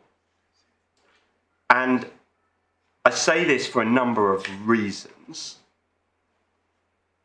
Firstly, reasonable degree of certainty for third parties. That is required by the protocol. Secondly, this whole concept of inventive concept is entirely judge-made. Don't mean that as a criticism. Doesn't have statutory basis, which things like the claims, the function of the claims, and the protocol do. Well, it's inevitable in circumstances where Article 2 of the protocol says you've got to take due account of equivalence. It doesn't tell you how to do it. Indeed, but to have fair protection for the patentee, and I was going to briefly refer to Pozzoli, but perhaps I can tell you where I'm going on Pozzoli, because I see Lord Justice Arnold looking puzzled, and I know it's a relatively old decision now. And Pozzoli is a case about obviousness and the approach to obviousness, and it sets out a 4-step approach. And what Lord Justice Jacob in Pozzoli, he might have been Mr. Justice Jacob at the time, says out is, he says at the second stage, identify the inventive concept, or if you can't easily do that, just construe the claim. And the inventive concept came into law as a judicial sort of shortcut or précis for the wordings of the claims.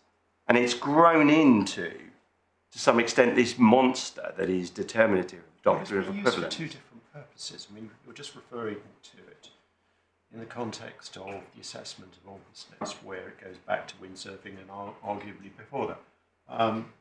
But in that context, the problem that you're presently addressing doesn't arise because the target is the claim. It has to be shown that something falling within the Right. claim is obvious.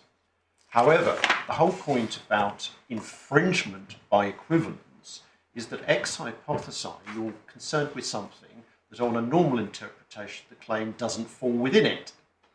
And therefore, inventive concept is being used in a different way. It's the same phrase, which is perhaps unhelpful, but nevertheless it's being used in a different way.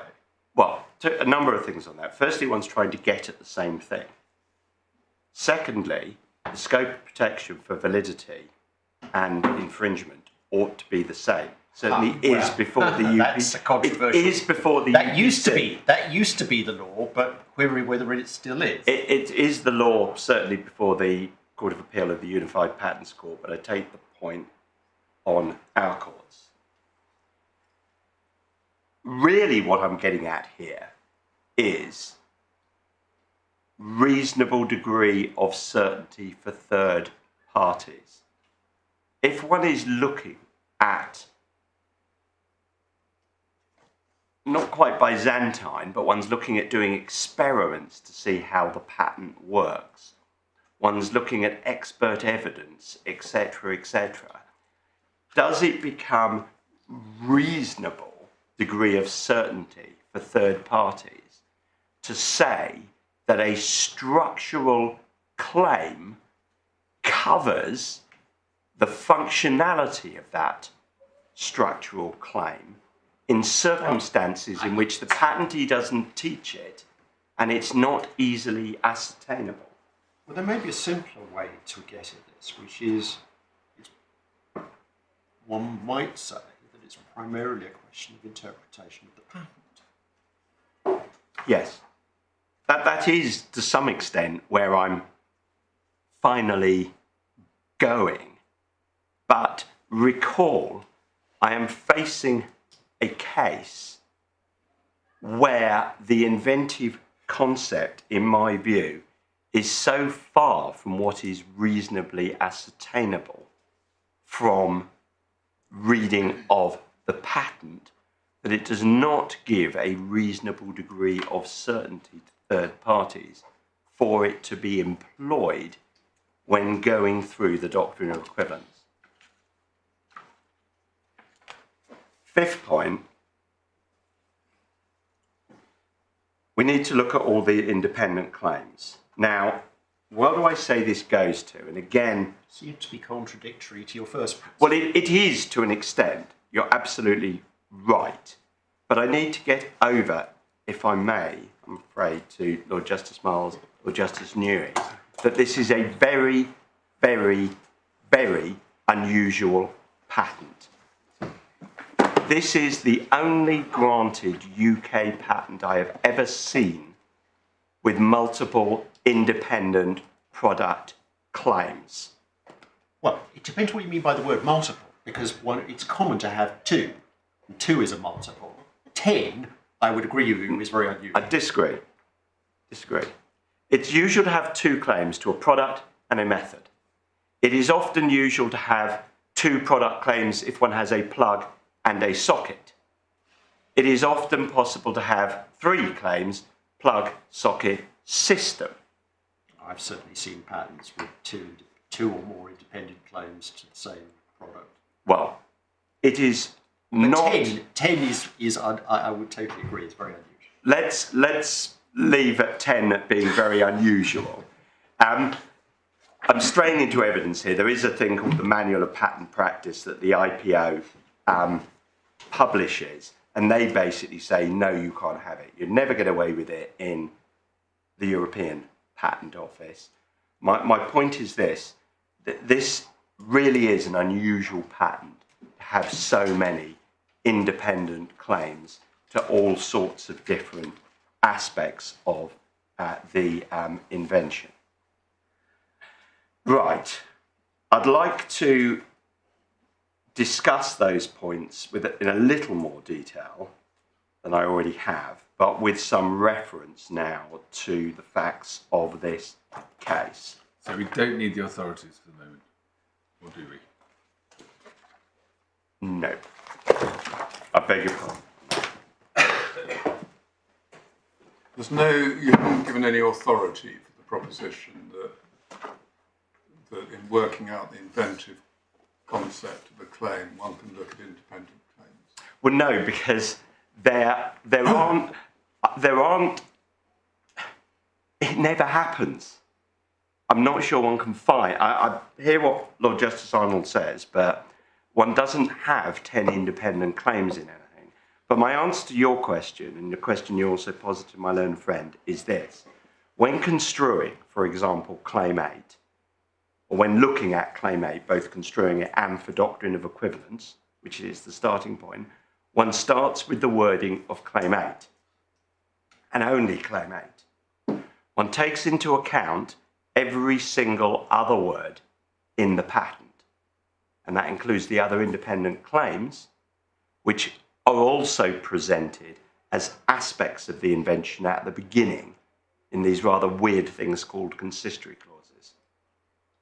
So one looks at the wording, one does concentrate on the actual claim, but one looks at the other things. So to answer your question entirely contrary to the way my learned friend did, if throughout the patent you see the top edge of the extension being called the top edge of the extension, but in the claim you're looking at, it's not referred to, yes, you can assume that it's not referring to the top edge, because you can assume that the draftsman of the patent, when he wanted to refer to top edge, used the word top edge, because that's what he used everywhere else.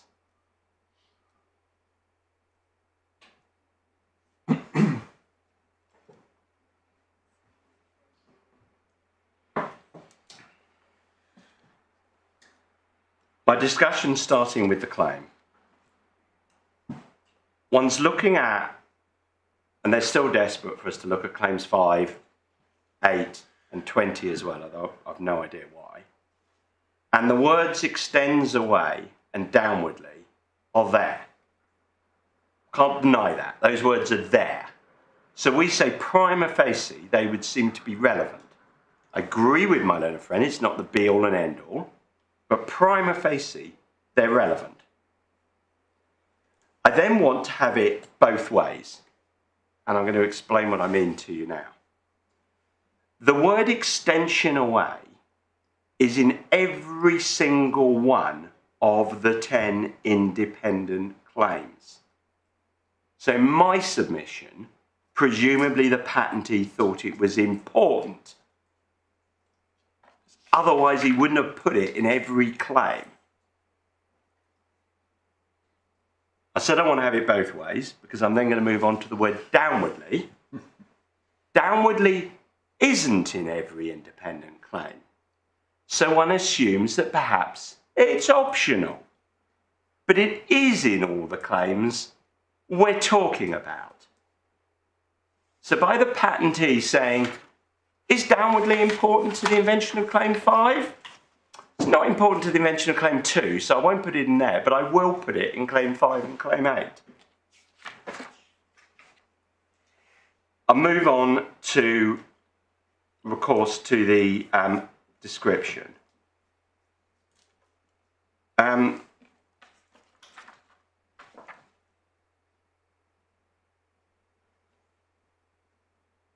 My note says plan to go through the patent here, so let's have a little look at the patent. Well, we have been taken Okay, through it by Mr. right. Campbell, and there's a fair amount in the judgment. All right. By all means, take us to anything you want, but My point is, well, let me start with the point made by my learned friend. My learned friend says, certainly in his skeleton, that the patent describes all sorts of different things, all sorts of different extensions, all sorts of different angles. The answer to that, no, it doesn't. The draftsman of the pattern obviously has an issue with pluralisation. But when one looks at figure 1, 2, 3, 4, for every figure, they all show the same thing. They mark up different aspects of it, but they all show the same thing.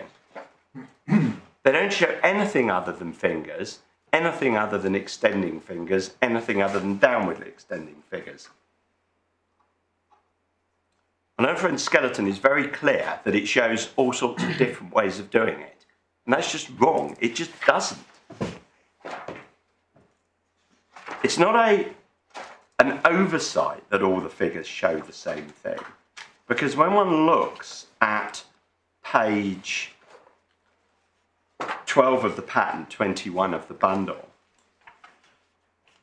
which is the description of the figures, they're all tied to the same ostomy device. It's not several different ones, it's an ostomy device. Figure 1 is a front view of the ostomy device in accordance with the present disclosure. And then 2 shows the same one as figure 1, but along AA. And then 3 shows a close-up of one weld portion, 4 weld portion of a close-up of another one. And then 5, 6, and 7 are further front views of the ostomy device of figure 1. So it's not describing lots of different embodiments, it's describing one embodiment. Well, the figures only show one embodiment, but the text refers to other embodiments, I'm sure you would accept. The text refers to... I mean, to take a simple example, the figures all show 4 weld portions, but we're told in the text you can only have... You're right, I've gone too far. I'm responding to the point that it shows embodiments with in which there are extensions in all sorts of different ways, I think is... I don't know exactly how my little friend puts it. No, it doesn't. The specific description relied upon starts at page 12 of the pattern, page 21 of the bundle. It refers to the figures. They're shown an ostomy device. The next paragraph, bottom of page 21, says it can be closed or open.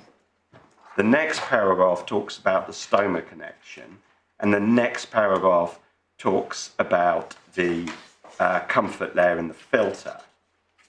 Sorry, where are you? I'm sorry, I'm on page 22 of the bundle. Yes. So I'm just taking you through the way it's presented.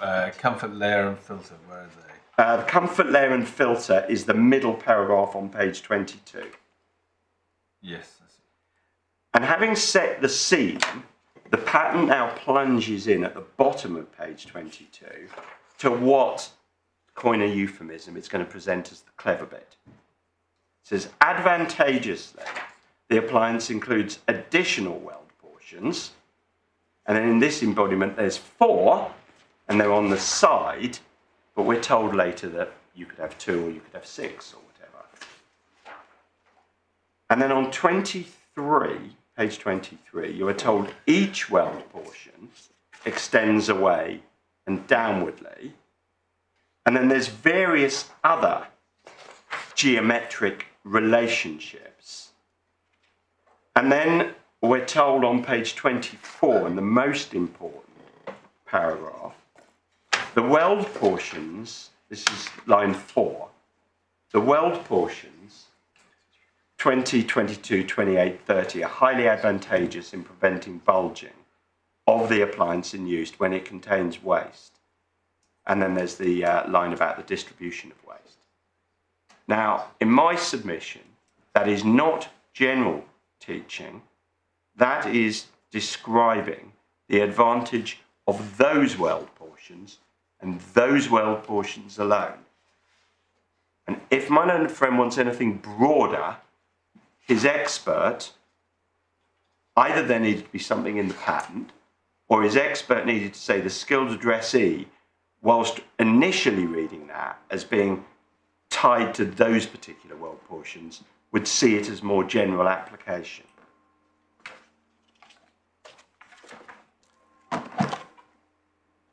Can you give me a moment?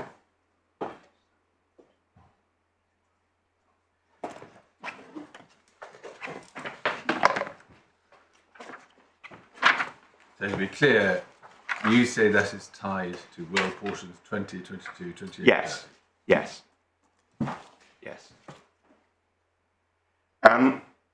My next point, going through my 5 sort of principles, the inventive concept must be inventive. I've already flagged up where I'm going on this in some detail.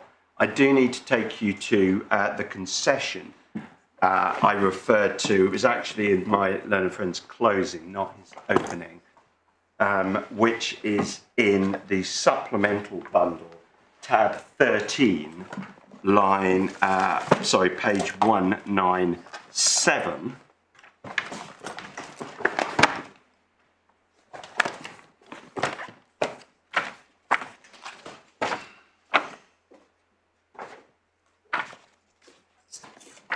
And this is a section of my learned friend's closing on Salt's inventive concept. So that's the inventive concept he's now arguing for before this court. And it is said at paragraph 103, therefore a bag that is narrower, for example by the inclusion of a narrowing waist, works in the same way as the weld portions of the patent. We return to this point further below in our discussion of infringement under the doctrine of equivalence. Now I say the combination of that submission stroke concession and the judge's finding that bags that are narrower, for example by the inclusion of a narrowing waist, i.e. a figure of 8 bag, are common general knowledge, is the end of his case for a broader inventive concept.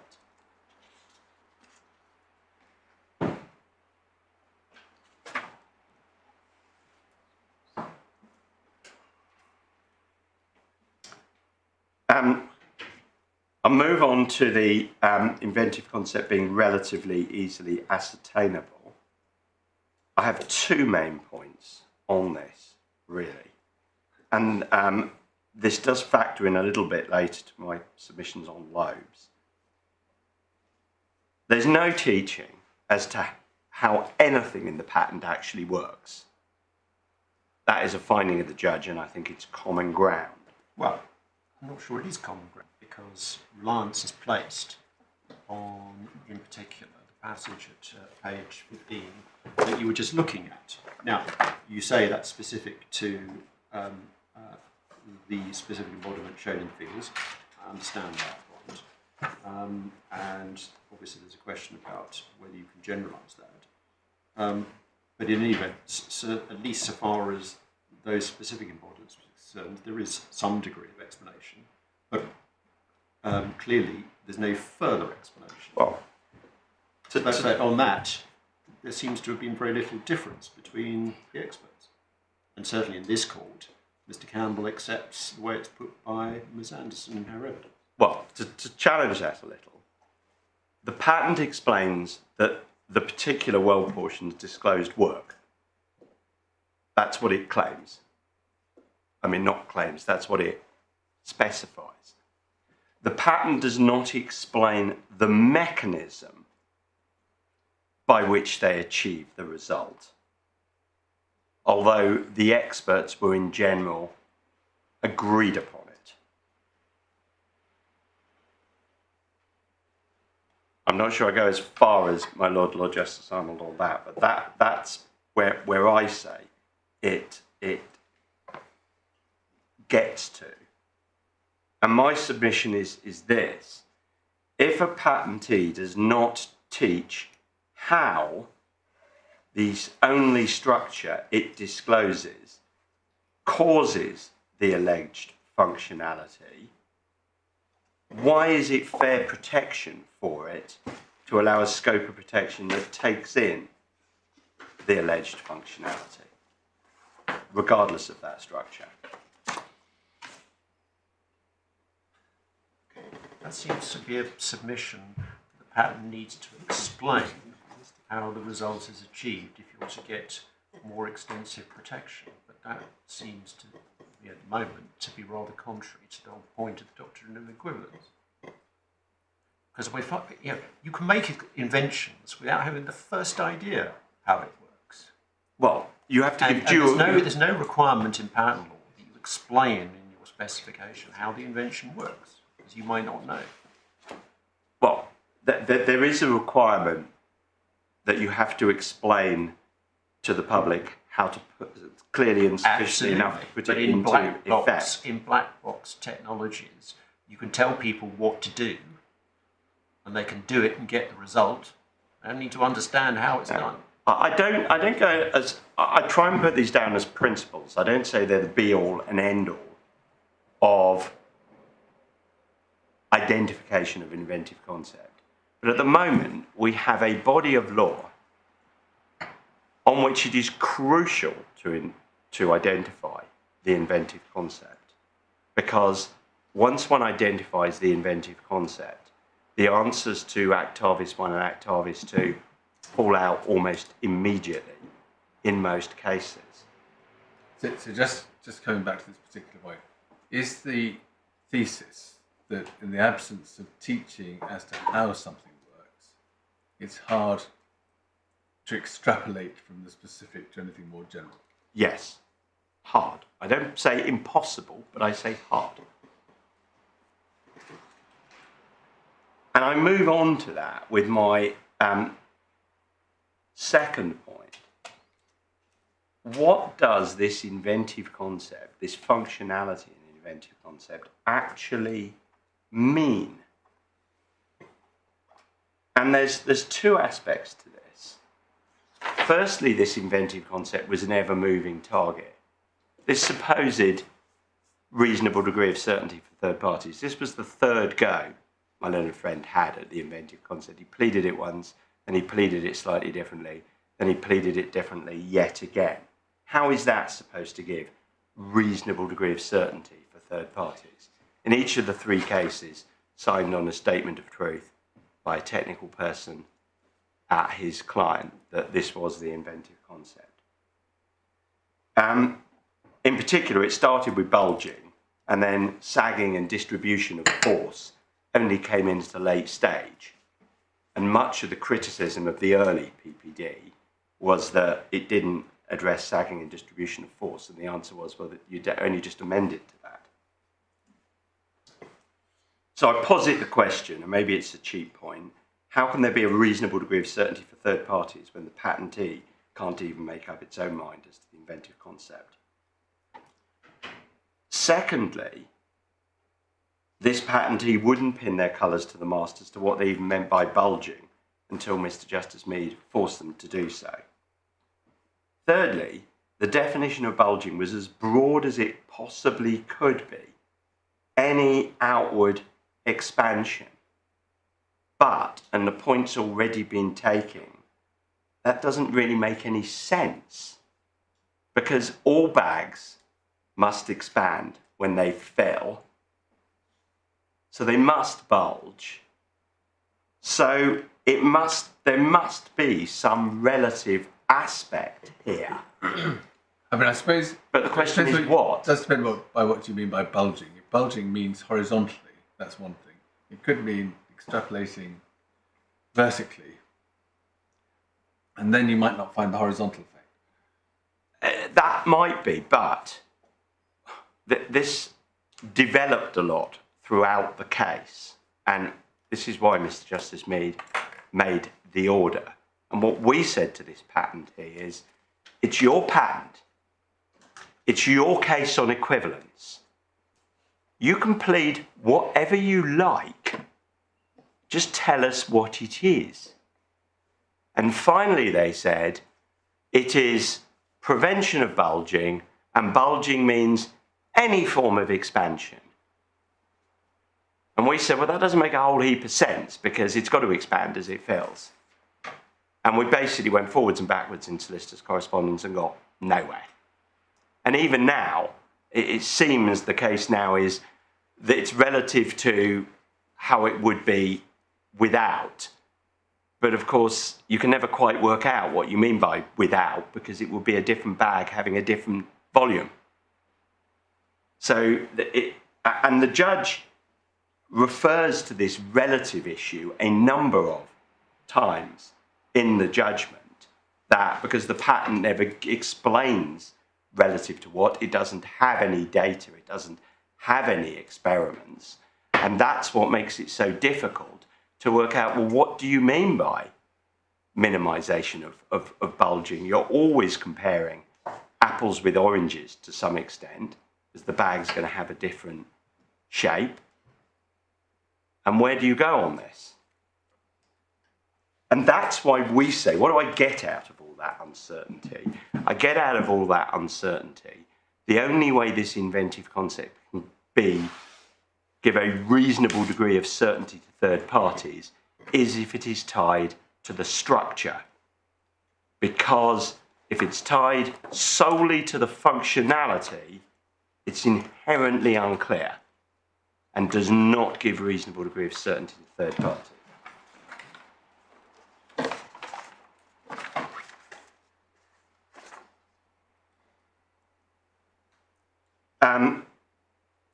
Finally, and I'm beginning to become aware of the time, one looks at all the independent claims. And what I was getting from here, and to some extent this might stray into Actavis 3 territory, is if the patentee wanted a single functional claim, that is what it should have drafted. To quote Lord Diplock, it's a unilateral statement in words of their own choosing. I'm going to go to the case. If they wanted that claim, that's what they should have drafted. Instead, they chose to go for multiple, more limited, structural claims rather than a broad, generic, functional claim. That was their choice.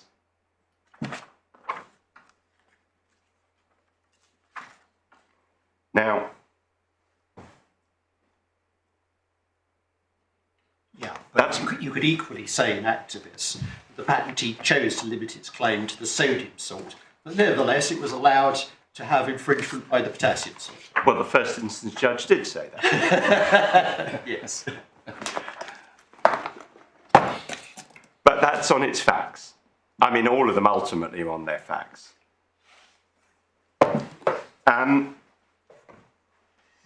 First of all, a point raised some time ago by Lord Justice Arnold is, can we assume the judge got it wrong on inventive concept when you both say he did?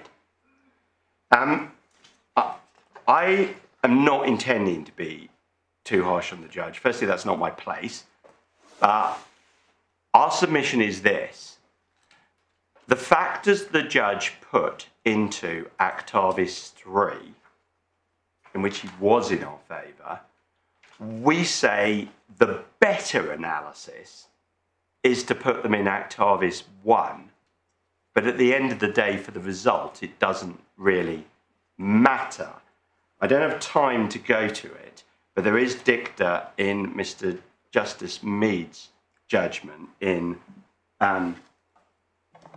Formicon that there will often be aspects that it's not entirely clear whether they fit into inventive concept or strict compliance. And there may be things that go to both, there may be things that are better in one or better in the other. My submission is that this judge rightly held that the requirement of extending away effectively was in the inventive concept, but the requirement of downwardly, which does have a technical purpose, wasn't, but nonetheless came in at strict compliance. My submission is really only that the better analysis would have been to put it into the inventive concept in the first place, rather than into Actavis 3.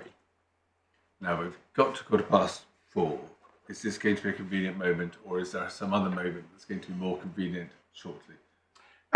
There's another moment that's going to be more convenient shortly, because I want to make one very key submission on Actavis 3 and effectively the mindset that one comes into it with, and in particular, who has to convince who of what? The way in my submission, these questions one gets in Actavis, they originally came, they tracing them back. At one point, they were in a case called Drill Safe. I think that was Lord Justice Alders. Before that, they were effectively re-expressed by Mr. Justice Hoffman, as he then was, in Improver. And before that, they were in Catnick, which is a House of Lords decision. The Catnick decision was on a patent under the old Act. And effectively, when one got to Improver and Mr. Justice Hoffman, he said, these three principles are applicable under the new law as they were under the old law. So that's a potted history as I understand it. There have been some minor tweaks on the way, in particular to the second question that doesn't need to concern us. But my point is this: strict compliance. Does the skilled addressee assume strict compliance unless he thinks otherwise? Or does he think otherwise unless convinced that strict compliance isn't necessary? Well, surely the logic is the latter, because by the time you get to question 3, you know that the variant achieves substantially the same result as the invention in substantially the same way, and that would be obvious to the skilled person. Mm-hmm. And so therefore, as a matter of logic, surely the default is, well, you then got to be persuaded that despite those being the answers to questions 1 and 2, strict compliance is required. That is the way in my submission it has been misunderstood so far, but my submission is that that is not right. And when one looks at Catnick, the assumption is none, as put by Lord Diplock, the assumption is the other way. And in fact, when one, in my submission, when one thinks about it, it works in the same way, and it's obvious to the skilled person that it works in the same way. So it might well be fair protection to the patentee to say, well, you can have that, and it might well be reasonable degree of certainty to third parties that would infringe. Then you say, well, what's stopping me on this? It is the wording of the claim. The claim was not drafted by the infringer. The claim was drafted by the patentee. So the patentee has pinned his colours to the mast. And in my submission, unless there's reason to doubt that he intended to do so vociferously, that's what he should be expected to do. And I get that different. One can look at it as a burden of proof issue. I do get that from Catnick, and it would be worth then... I don't understand how Catnick is relevant. I mean, to be sure, that's what Catnick says, but as you rightly say, that was under the 1949 Act, when we weren't part of the EPC. No. We didn't have Article 69, let alone EPC 2000 bringing in Article 2 to the protocol. And the whole point about the decision of the Supreme Court is that they didn't have to invoke the practice statement permitting departure from a previous House of Lords decision because it wasn't on point. I do accept all of that, but my submission is contrary to that Catnick has and the burden of proof for the third question has not been looked at in great detail by any court for a very considerable period of time. When re-expressed by Mr. Justice Hoffman, as he then was, it was less clear which way the burden went, and it has been adopted going forward without question, without any consideration of which way the burden should be. Now, it does depend on whether one says the combination of the three questions is what achieves the balance, or whether one says the balance ought to be achieved at every stage. And my submission is that the balance needs to be considered at every stage. Isn't this answered by the formulation of the question? I mean, Lord Newberger's reformulation of question 3 is, would such a reader of the pattern, that's to say one who's already answered questions 1 and 2, yes, have concluded that the patentee nonetheless intended that strict compliance with the literal meaning of the relevant claims was an essential requirement of the invention. So surely the phraseology tells... Perhaps I can... I'm sorry to interrupt. Go on. Yeah. Go on. Perhaps I can take you to Catnick, because there was the same phraseology in Catnick initially, but then when Lord Diplock explains what he means, he puts the burden of proof the other way. So it's Authorities Bundle, tab 6, page 99.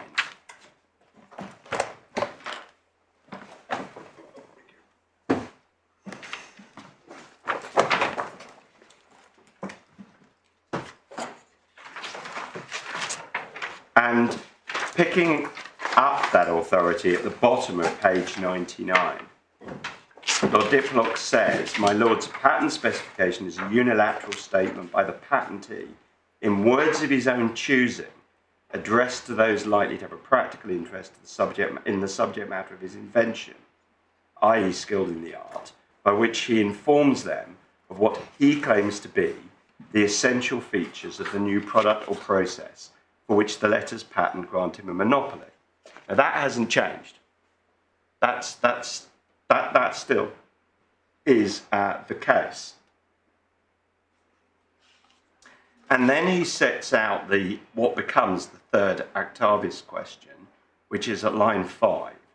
The question in each case is whether persons with a practical knowledge and experience of the kind of work in which the invention was intended to be used would understand that strict compliance with a particular descriptive word or phrase appearing in the claim was intended by the patentee to be an essential requirement of the invention, so that any variant would fall outside of the monopoly claimed, even though it had no material effect on the way in which the invention works. So that would assume the burden is to show why there should be strict compliance, i.e. the question is, would you expect strict compliance? But then when he analyses a bit further in the next paragraph, he goes through the first of the two questions, and then he says the final question, line 15, where it is not obvious, that's it would work in the same way, the reader is entitled to assume that the patentee thought at the time of the specification that he had good reason for limiting his monopoly so strictly and had intended to do, even though the subsequent work by him or others in the field of the invention might show the limitation to have been unnecessary. How does that work when the Supreme Court have told us that you take into account later knowledge? Well, one can take into account later knowledge, but in my submission, what Lord Diplock is saying here is the burden of proof allows the reader to is entitled to assume unstrict compliance unless persuaded otherwise. And whilst the burden of proof on this third stage has not been subject to judicial consideration, and in my submission, your lordships are not bound one way or the other. That is a convenient moment. It is a very strict legal point, and that definitely is a convenient moment.